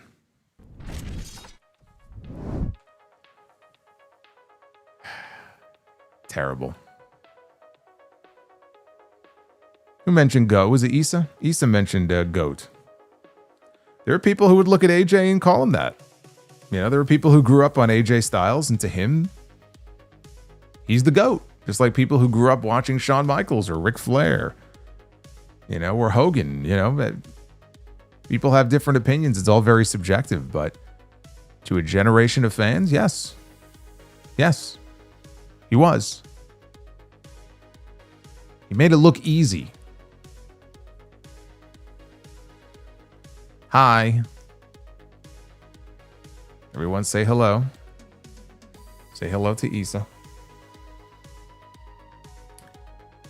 I know Issa's very excited. Issa is booking her ticket right now to Indianapolis next week for the return of the Tribal Chief.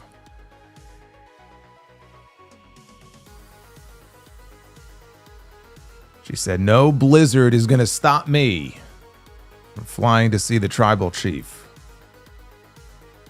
Hey, Joseph Stewart. Shout out, Joseph. Says, Undertaker books Dominic Mysterio better in AAA than Triple H books Dominic Mysterio on Raw. You know what? Joseph Stewart is bang on. You're not wrong.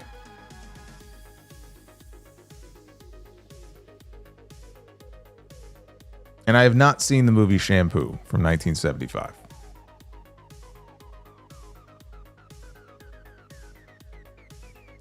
Have you seen the Warren Beatty movie McCabe and Mrs. Miller from 1971? I have not. Although I would have gladly watched that over Raw tonight, had I known. Favorite Warren Beatty movie? You're going to laugh at me. Dick Tracy. I'm sure he's had better, but when I was younger, Dick Tracy, I had the watch that would light up. It says that every Cartoon Network show will be on Tubi starting March 1st. Okay, well, there you go. Oh, I got another word of warning to people who are listening to this right now. If you want to get your fill of classic SmackDown on Peacock, you got about 3 weeks left, and they're pulling it off of Peacock. And there's no word on where it's going. But I saw the notice on Peacock a few days ago. It's like 22 days away, 21 days away. So just FYI. There's a rumor that Samuel L. Jackson is in talks to be in Matt Reeves' The Batman, Part 2. Must not coming out until next year, right? The Outsiders and Rumblefish, I have not. I have not seen those. Joseph, thank you for the Super Chats. I hope you have a very good week, and wherever you may be, I hope you're not snowed in. So I know my car's not moving for probably a good 10 days at least. Holy shit, the snow outside is just ridiculous. Ridiculous. Andre Israel says, my sources are telling me that the Solomonster will be answering Brock Lesnar's open challenge at WrestleMania. Well, your sources are the voices in your head. I'm busy that night. I'm needed here.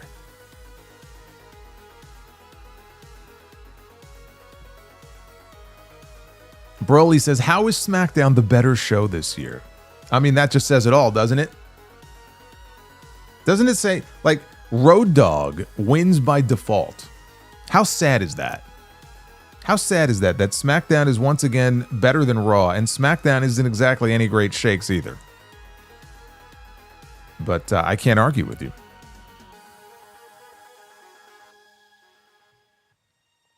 CMJ World. This WWE Chicago blackout is stupid. Can't watch the Elimination Chamber at the theater I like I wanted to. WWE is going to lose loads of money on the consumer side. It's greed. They want you to pay for a ticket to go to the show. So instead of you watching it at whatever theater you were going to watch it at, sorry, buddy, you got to go spend $350 to go sit up in the nosebleeds and like it. They don't care. They don't care.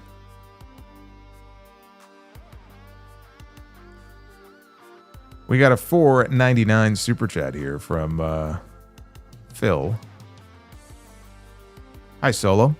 Tuned into Raw. The first thing I see on my TV is Offset. Why in the fuck is he here? Are you sure you saw Offset and not Offshoot? I stand corrected. Fried Chicken says, I would love to send Minoru Suzuki and Tomohiro Ishii to take care of the TKO board members and WWE creative team. Well, you won't be sending Ishii anywhere because it looked on Wednesday like he fucking tore his hamstring. He could barely stand up. Poor guy. He looked like he was in agony. Alexander, Shoulder Demon has struck again with Bronson Reed. No, the Shoulder Demon struck Xavier Woods last month. The Bicep Demon. Unfortunately, he got Bronson Reed tonight. The Shoulder Demon got COVID, so he was unable to attend the show tonight, so he sent the Bicep Demon out in his place.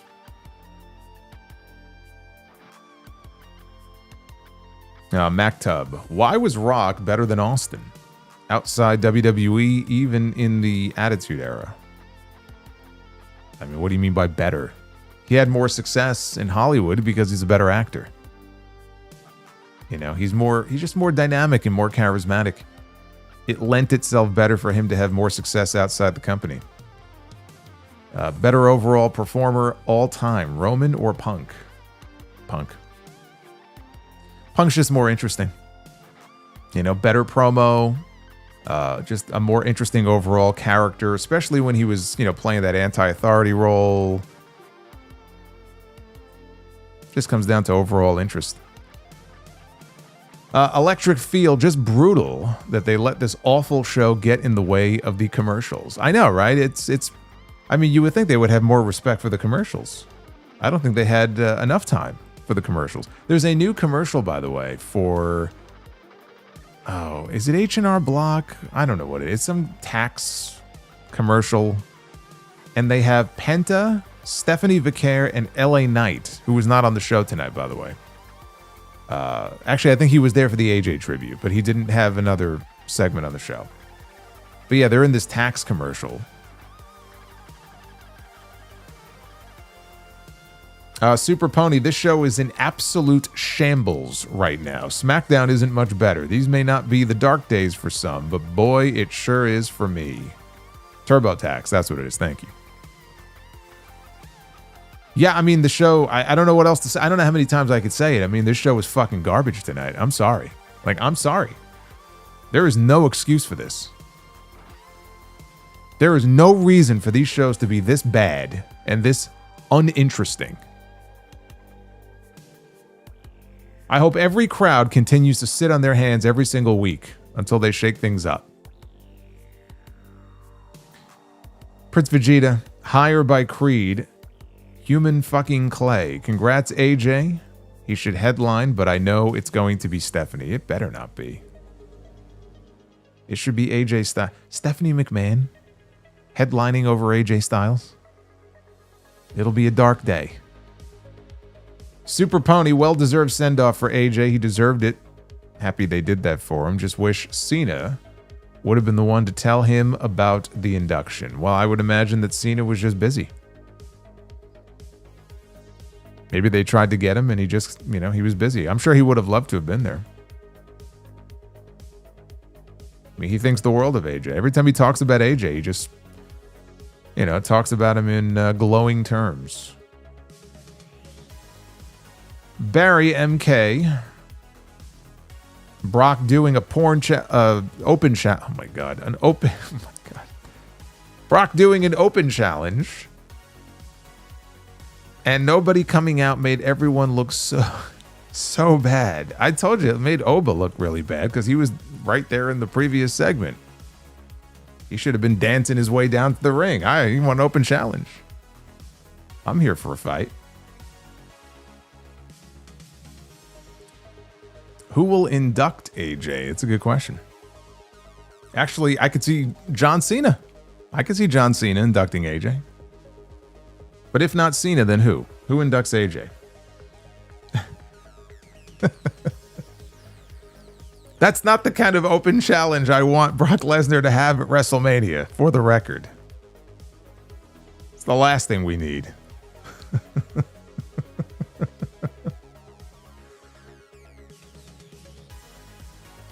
I think that's what got him in trouble and taken off television in the first place. We don't need to go there.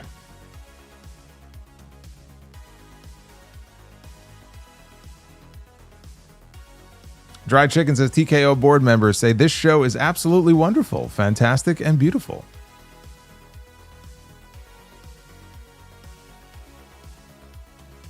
Solo, did you see the Rumble clip where Brock asked Cody to eliminate him on the spot? Yes. He was done for the night. He goes, that's it. I'm done. He couldn't take the fucking yeeting anymore. He just couldn't take it anymore. He's like, eliminate me. He's like, get rid of me. Please. Please get rid of me. Alex says, man, where the fuck is the excitement and intensity? We were so spoiled 2 years ago, and now last year, and even worse this year, has been garbage. Yeah. Yeah, no, it can't hold a candle to 2 years ago, that's for sure. Yeah, give me back shots, Solomonster. Maybe he should accept the open challenge from Brock Lesnar. Did Raw and SmackDown flip creative teams from last year? Look, dude. SmackDown ain't that much better. Let's not be giving them too much credit now. Troutfish, save us. Y2 crate. Well, it won't be Jericho inside the crate. We know that. Alex says, you're right, brother Solo. Triple H loves his fucking mysteries. Now Lesnar has a mystery opponent at WrestleMania. What are we doing here? Retro KOH, I got fired once in my life in 2017. Was asked to commute an hour out to the office just to get fired. That commute felt more rewarding than watching this episode of Raw. Man, that's rough. You know, that reminds me of one of the all-time super chats many years ago that I got when Raw was really fucking terrible every week. And I forgot who it was, but he said, you know, I laid my grandfather to rest today. And that was not even... He goes, that was not even the worst thing that happened to me today. In reference to Raw that night. I said, wow. That must have been a bad show. Buried his grandfather, and still not even the worst thing that happened to him that day. Thanks, Monday Night Raw. The sheltered kid. I'm in Atlanta right now. Thank God I didn't spend the money. Yeah, you got lucky. You lucked out. Although that would have been a nice moment to be a part of with AJ there, but... yeah, I think you made the right move. Derek J speaks. It's 2026 and we're still doing the shtick where Heyman cuts a promo while Brock stands there, bounces a little, and then leaves. Yawn, gag, snore. Yeah, the man who previously betrayed Brock Lesnar, not once but twice. That's all forgotten about. JDF VA, and now a word from our sponsor. ExpressVPN. Yeah, get those VPNs ready. There's another European tour coming up in a few months. Boomerang. The Vision is severely snake-bitten. Seth, Braun, and Bronson all down. The worst part is that Reed was supposed to win the match. Yes, he was. Phil says it's 2026, but man, it sure feels like it's 2019 all over again. Well, let's not go that far just yet. JDF VA, Solomonster speaks his mind. Subscribe today. Jimmy White, watching Solo before dealing with 3 feet of snow. Well, we only had 2.5 feet. You have us beat. Well, good luck, brother. You know what they call this snow here? Heart attack snow. It's that wet, just like heavy snow that people have heart attacks because they just try to dig and dig and they put so much stress on their bodies. So you got to be very careful. Phil says, after seeing this Raw, TKO still wonders why they struggle to sell tickets for WrestleMania. DJ 55. Imagine being slightly pushed, hitting the side of your forearm, and proceeding to be knocked out cold from it. I guess props for selling, I guess. Talking about Maxxine. It looked awful. Like, it was just terrible. Phil says, tuned into Raw and saw Kofi versus Javon. I still can't believe this is the same Kofi that was WWE champion. Yeah. Hey. What can I say? We all knew he would end up sliding right back into the same spot, but for that 1 year, it was like lightning in a bottle, right? They had that great story, and Daniel Bryan was going to do his damnedest to help get this guy over and give him his moment, and that was the last WrestleMania I went to, and it was an emotional moment. It was a very emotional moment in the stadium that day. But thank you, brother, for the $9.99. I appreciate it. MacTub, do you think Austin Rock could have surpassed Hogan's overall achievements and impact and legacy if they stayed for longer, or is Hulk Hogan untouchable? I think Hogan and what he accomplished is basically untouchable, just because it was a different time. Hogan came along at just the right time, because Vince had this master plan for national expansion. And so Hogan was the face of that expansion. He's the face of that company exploding into the monster that it would become. And on top of that, he did just incredible business. But then to be the only guy in history to... I mean, it's kind of hard to believe, but again, he was the face of one company when they had a big business boom as a babyface, and then he was the face of another company as a heel when they had their business boom. That being WCW and the NWO. I mean, find me another person who can say that they had, like, again, one is a heel, one is a babyface in two different companies and had the kind of popularity and success and did the kind of business that he did. Nobody else can say that. You can spend your entire career like John Cena did, 25 years in one company and make millions of dollars and be very successful and still not be in that same class and not be in that same category. I think he's untouchable in that regard. The Shoulder Demon. Oh, he's with us. $10 super chat. I can't wait for the new era of Raw to kick off after Elimination Chamber. Next 2 weeks, a new era begins on Raw. Also, why hasn't the Big Two signed the root of all evil, Charles Mason? I would love it if they signed Charles Mason, because then I wouldn't have to deal with him anymore. To be fair, though, like, he really, I mean, it is puzzling to me, and I do think it will happen sooner than later. He was at the Manhattan Center for an AEW show some months ago. I think it was a Ring of Honor taping, and he wrestled Satnam Singh. But there was video of it, like, he was introduced, and he got a great reaction from the crowd. Like, the people knew who he was. He got a great reaction. I don't know, but his time is coming. His moment will come very soon. Phil, can we please send Maxxine to NXT? They had the chance to do that years ago and they didn't. That's where she should have gone. Instead, they just shot her right up to the main roster. That was their first mistake. DJ, Nattie, it's time to have a match with Gunther. Props. Bender McSimpson, last week you mentioned an old WWF and WCW match that had very hot crowds. What were those matches? They had Sting, Flair, Hogan. No, so what it was the WWF one is on the Vault channel. It was a tag team dark match from the end of the very first taping in '86 of Wrestling Challenge. So it never aired on TV. It was Hogan and JYD against Adrian Adonis. Oh, God, who was it? Adrian Adonis and who? I forgot. It was Adrian Adonis and somebody. I forgot who. But that's that match. The other match was on the WCW channel on YouTube. And it was a match from the old Power Hour. And it was Sting and the Horsemen. So it would have been Sting, Flair, and Arn against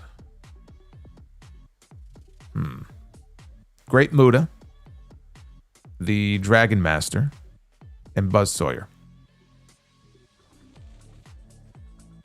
You're welcome. Now, I want you to go watch those matches, and I want you to compare those crowds to the crowds that we get every week on Raw. And I dare you not to cry. What has become of wrestling is what you will be asking yourself when you watch those matches.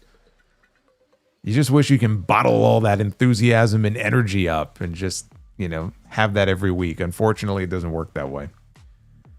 Phil says, I bet $10 Triple H opens this year's WrestleMania in the middle of the... Oh, I'm sure he will. Are you ready? I'm sure he will. Dude here 73 with a $22 super chat says, here's what I learned on Raw tonight. AJ tribute, phenomenal. Sucks Reed got hurt. Stephanie Vaquera's music is trash. Unless it's Oba versus Lesnar, who gives a shit about Lesnar? Raquel winning, fine. Raw is ice cold right now. All accurate. Very true. Bobby Means, wrestling is in a very bad place. Both the WWE and AEW are constantly giving us bullshit week in and week out. It's insulting to our intelligence. I actually thought Dynamite last week was the best Dynamite of the year. We went from the best Dynamite of the year on Wednesday to the worst Raw of the year on Monday. And I got news for you. There's a real opportunity here for AEW. Because they've had some good shows recently. And if they could just find a way to capitalize on that, because there is a lot of apathy right now towards the WWE product, even though they continue to make a lot of money. And they still sell a lot of tickets. There is a lot of apathy towards the product here on this road to WrestleMania so far. And whether you're AEW or anybody else, right? But AEW is number 2. So you look to them. But these are the times where you've got to really just take advantage, because you're going to have fans who are bored or disenfranchised, and you got to try to grab them away. These are those times you got to try to grab them away. Dried Chicken says, Nattie should show up on GCW and fight Joey. Here's a new era to start. Javon Evans challenges Brock Lesnar. Yeah, that'll go well for him.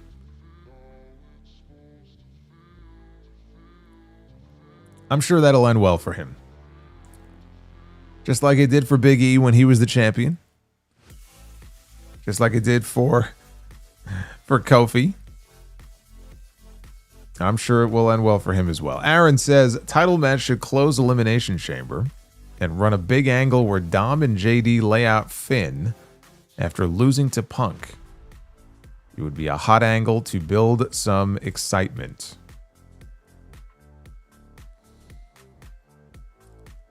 But why do that when Dom is relying on these guys to be in his corner and help him when he wrestles Penta next week? It would be a hot angle. I just don't know if the timing of it, I don't know if they're going to do it.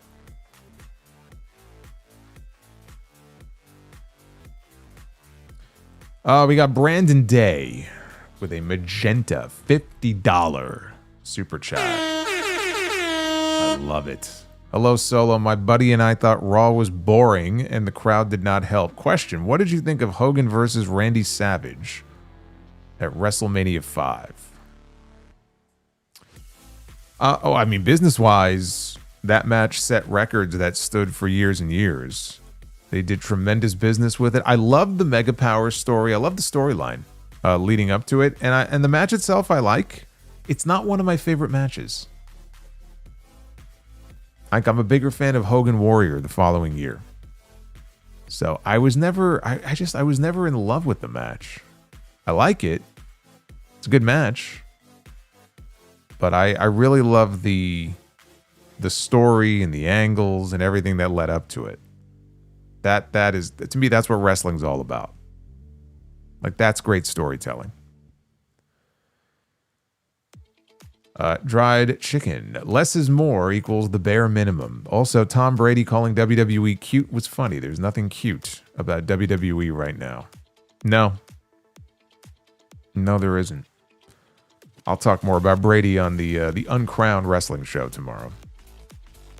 Chicago 4 MBK. Hey, Solo, I think when WWE's product is at its worst, you are at your best. Tonight, you are, as the kids say it, Sigma. Sigma? The hell does that mean? I was Sigma? Well, look, when the product is shit, they sure do give me a lot of material. I won't deny that. Do I want to sit through the product when it's that bad? No, I don't. But when it gets me going, there's no stopping me. Wink the Cosmic Grandma. Why is there no heels in the men's elimination chamber? There is. His name is Trick Williams.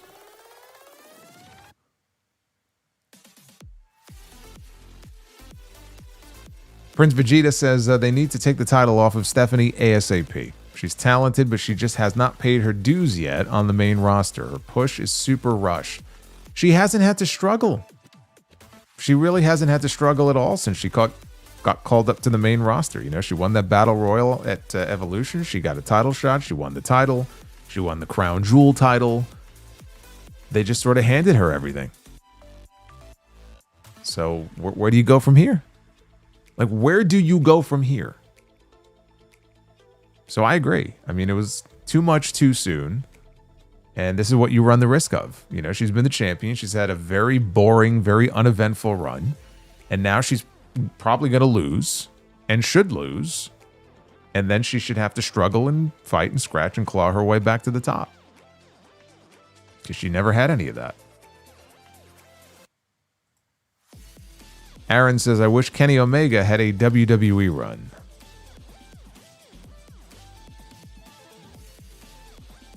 You know, the more I think about it, I mean, now that Sting went to WWE all those years ago, would Kenny Omega be the biggest star, like, of the modern era, never to go to WWE if he ends up not going there? I think he might be. San Juan Wolf, Mr. WWE, Mr. NJPW, and Mr. TNA, all retiring back to back. It feels like my childhood just clocked out for the last time. It's true. Cena, Tanahashi, and AJ.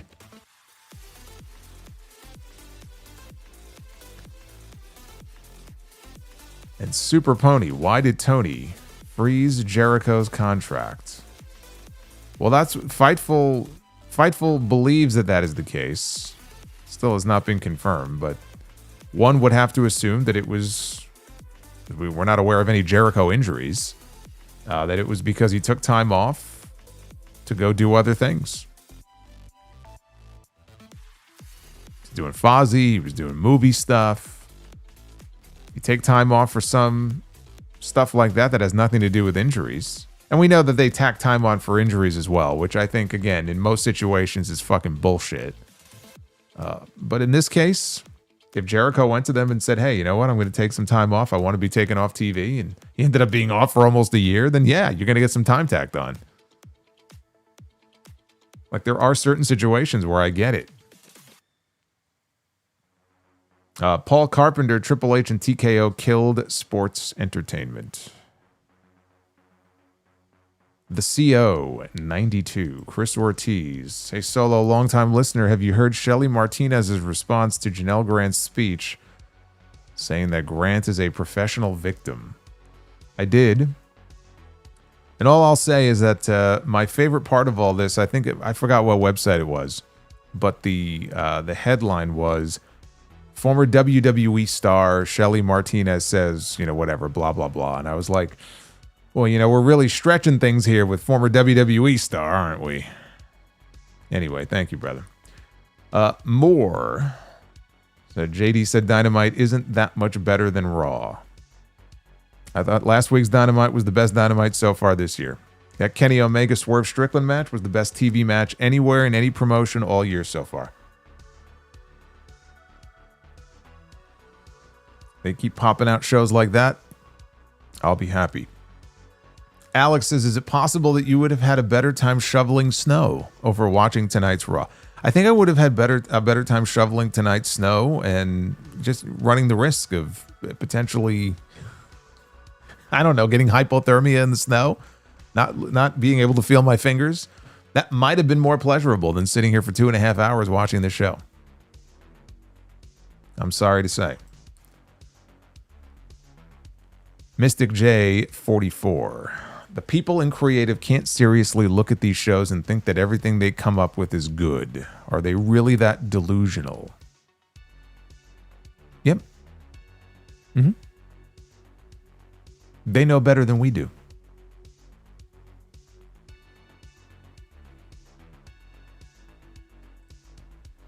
Marquand says, rest in peace, Louis Skolnick.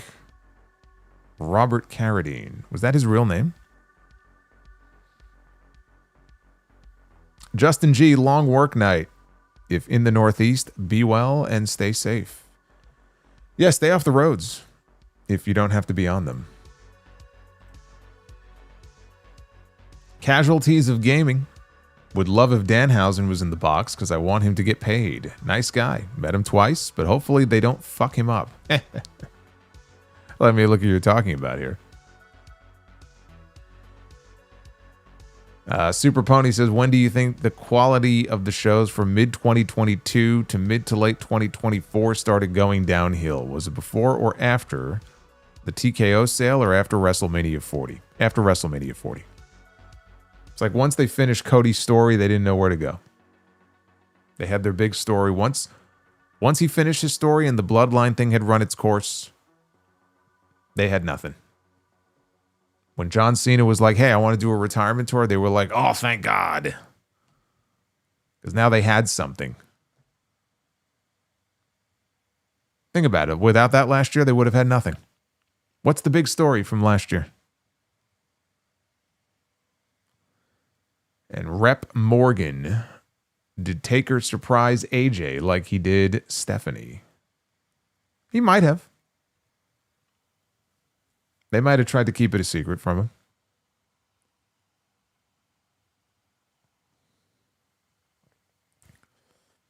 Jedi Joker tried to get monetized on YouTube and had a question. If I upload a 3-hour video, that would be 3 watch time hours if someone watches the entire video.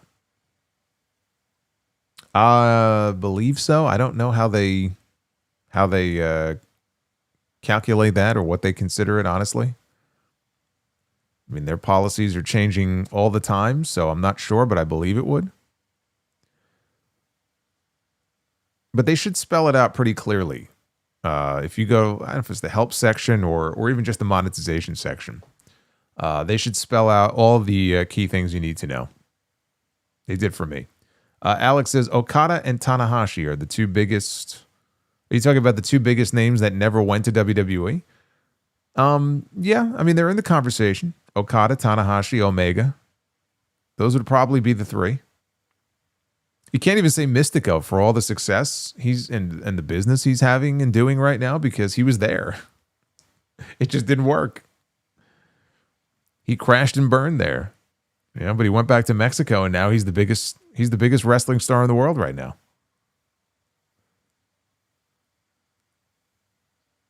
Even the shows that he worked, I think, or coming up, I think, that he's on in Japan, I think are all sold out. And Clay V-Man 07 from Punxsutawney. Sorry.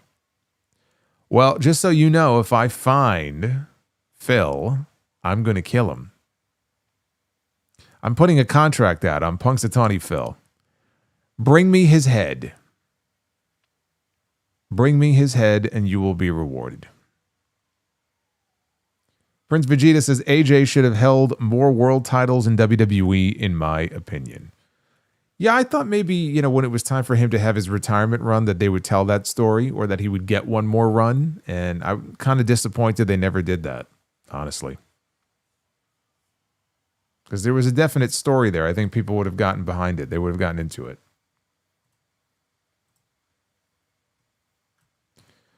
Well, you killed the likes goal. I think you more than doubled it. So we're getting to be the booker here. We're 9 out of 15 on the bonus goal, so we're going to fall short of that one. But We got the 1 round coming up here. But first, Super Pony with the $4.99. To answer your question, I think Kenny would be the biggest star to never go to WWE. And I can't imagine he doesn't at some point. I feel like he has to. I don't think he has to. I think it's possible, but I don't think it's a guarantee that he'll end up there. I really don't. I feel like physically he's actually coming to the end fairly soon. I think he's had a lot of injuries. He's all beat up. And I think he maybe has a few more good years left in him, but that may be it. And I don't know how long he's under contract to AEW, but, you know, especially if he's still an EVP, I don't think he's going anywhere. I think that he and the Bucks and Hangman, right? It was like all or nothing a few years ago. Like, wherever you go, I go. Wherever I go, like, we all go. And remember they had a vote? And apparently there was some dispute among them about where they should go and what they should do, but ultimately they elected to stay in AEW. And I feel like that was his chance. Like, that was the opportunity for him to go and get that run, and it just never happened. I'm not sure it does now. Hey, Carlos, look at him with his blue skull. 51 months of membership. Says that has only made him stronger. Who are we talking about? No context. Who are we talking about? I don't know, but while you chew on that, let's go ahead and be the booker. Ladies Get going here. It is now time to be the booker.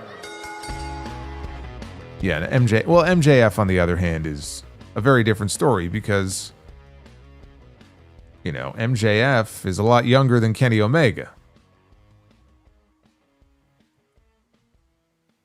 So it goes without saying, the likelihood of him ending up in WWE is pretty great.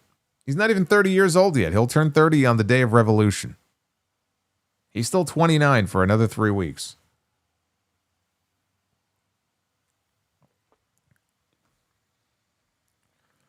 All right, here we go. Be the Booker time. Aren't you excited? We have the Street Profits. Where the hell have they been? Montez Ford and Angelo Dawkins. When was the last time we even saw them on television? Are they even employed anymore? The Street... Oh, you gotta be kidding me. That's not fair. That's not fair. You saw that, right? You saw that. It looked like I had picked Miz and R-Truth, and then it went one more, and we land on AOP. To be perfectly honest, though, it was going to be a buzz either way. It didn't really change the outcome. Didn't really affect the outcome.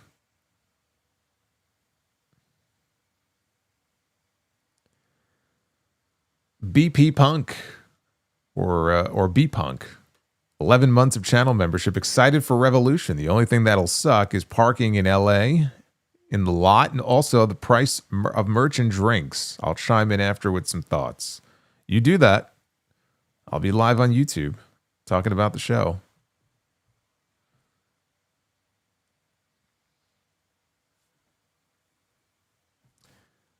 Oh man. All right, women's Be the Booker. We have Alicia Fox, who I believe in TNA goes under her real name, right? She goes under Victoria Crawford, I believe. Alicia Fox, who won exactly 0 titles in WWE, unless she held the 24/7 title. I don't remember. Oh, see, now I'm torn. We have Alicia Fox, but we have Mina. I do love Mina. Mina Shirakawa. What are we thinking here? What are we thinking? Are we thinking yay? Are we thinking nay? Thumbs up? Thumbs down? She was the Divas champion? Was she? I have no memory of this. I feel like I've blocked out that whole era of just The butterfly belt and all the bullshit. Like, I just blocked it all out. Oh, man. Fuck this. I'm in no mood tonight. Maybe some other night I'd be generous, and I do like Mina, but no, that's not happening. All right, main event time. Don't buzz Mina. It's been done. It's over. Oh, boy. Don't tell Issa. It is Roman Reigns, the OTC, as he will be at WrestleMania this year in the main event. His record-setting, what is this, 10th or 11th WrestleMania main event this year. Against Kenny Omega. Well, how about that after the discussion that we just had? There's a match that we'll never get to see. Roman Reigns against Kenny Omega. See, well, if it's not going to happen in real life, you get it and be the booker. I feel like we kind of spoke that one into existence. There you go. You may not get it in real life, but you got it here. Then the question, of course, becomes who wins? Who goes over? Hey, Joker. Welcome to the channel. Doing the Daniel Garcia dance.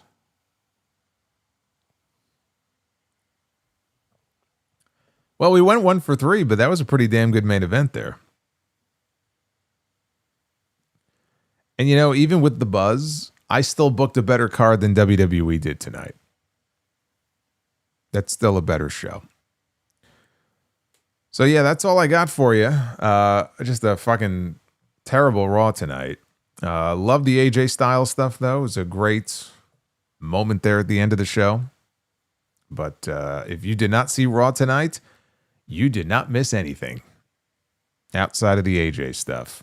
I'm going to be back with you tomorrow evening, episode 3. We're already 3 deep. The Uncrowned Wrestling Show from Ariel Helwani's Uncrowned Network and Yahoo Sports. It will be dropping on Ariel's channel, his podcast channel. So wherever you get the sound off from, Apple, Spotify, wherever it may be, you can find the Uncrowned Wrestling Show on there as well. We got a lot to discuss, including the fallout from this show tonight. And Big E talking about his retirement from the ring.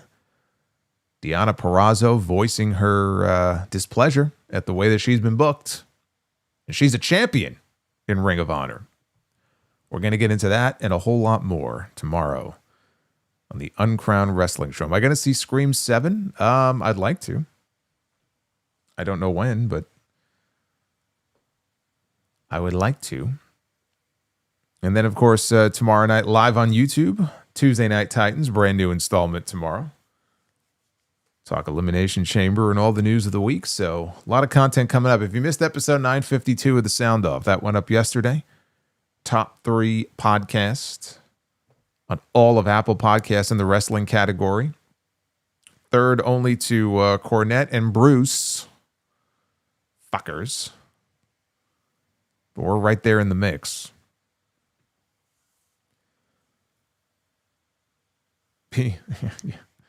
Yeah. Anyway, thank you for hanging out with me.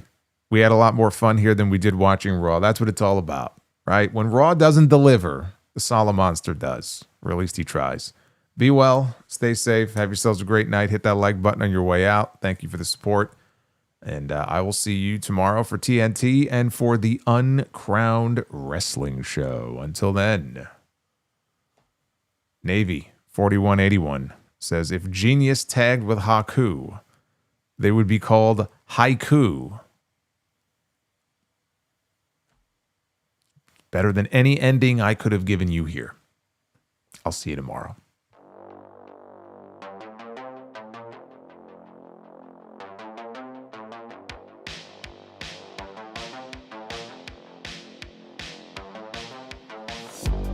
Italian Stallion with a $10 super chat coming in at the buzzer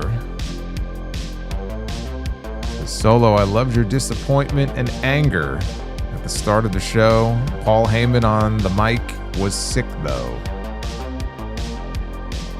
I think Paul Heyman on the mic lately has been largely a bore. We've been hearing the same shit now for 10 years. Change it up.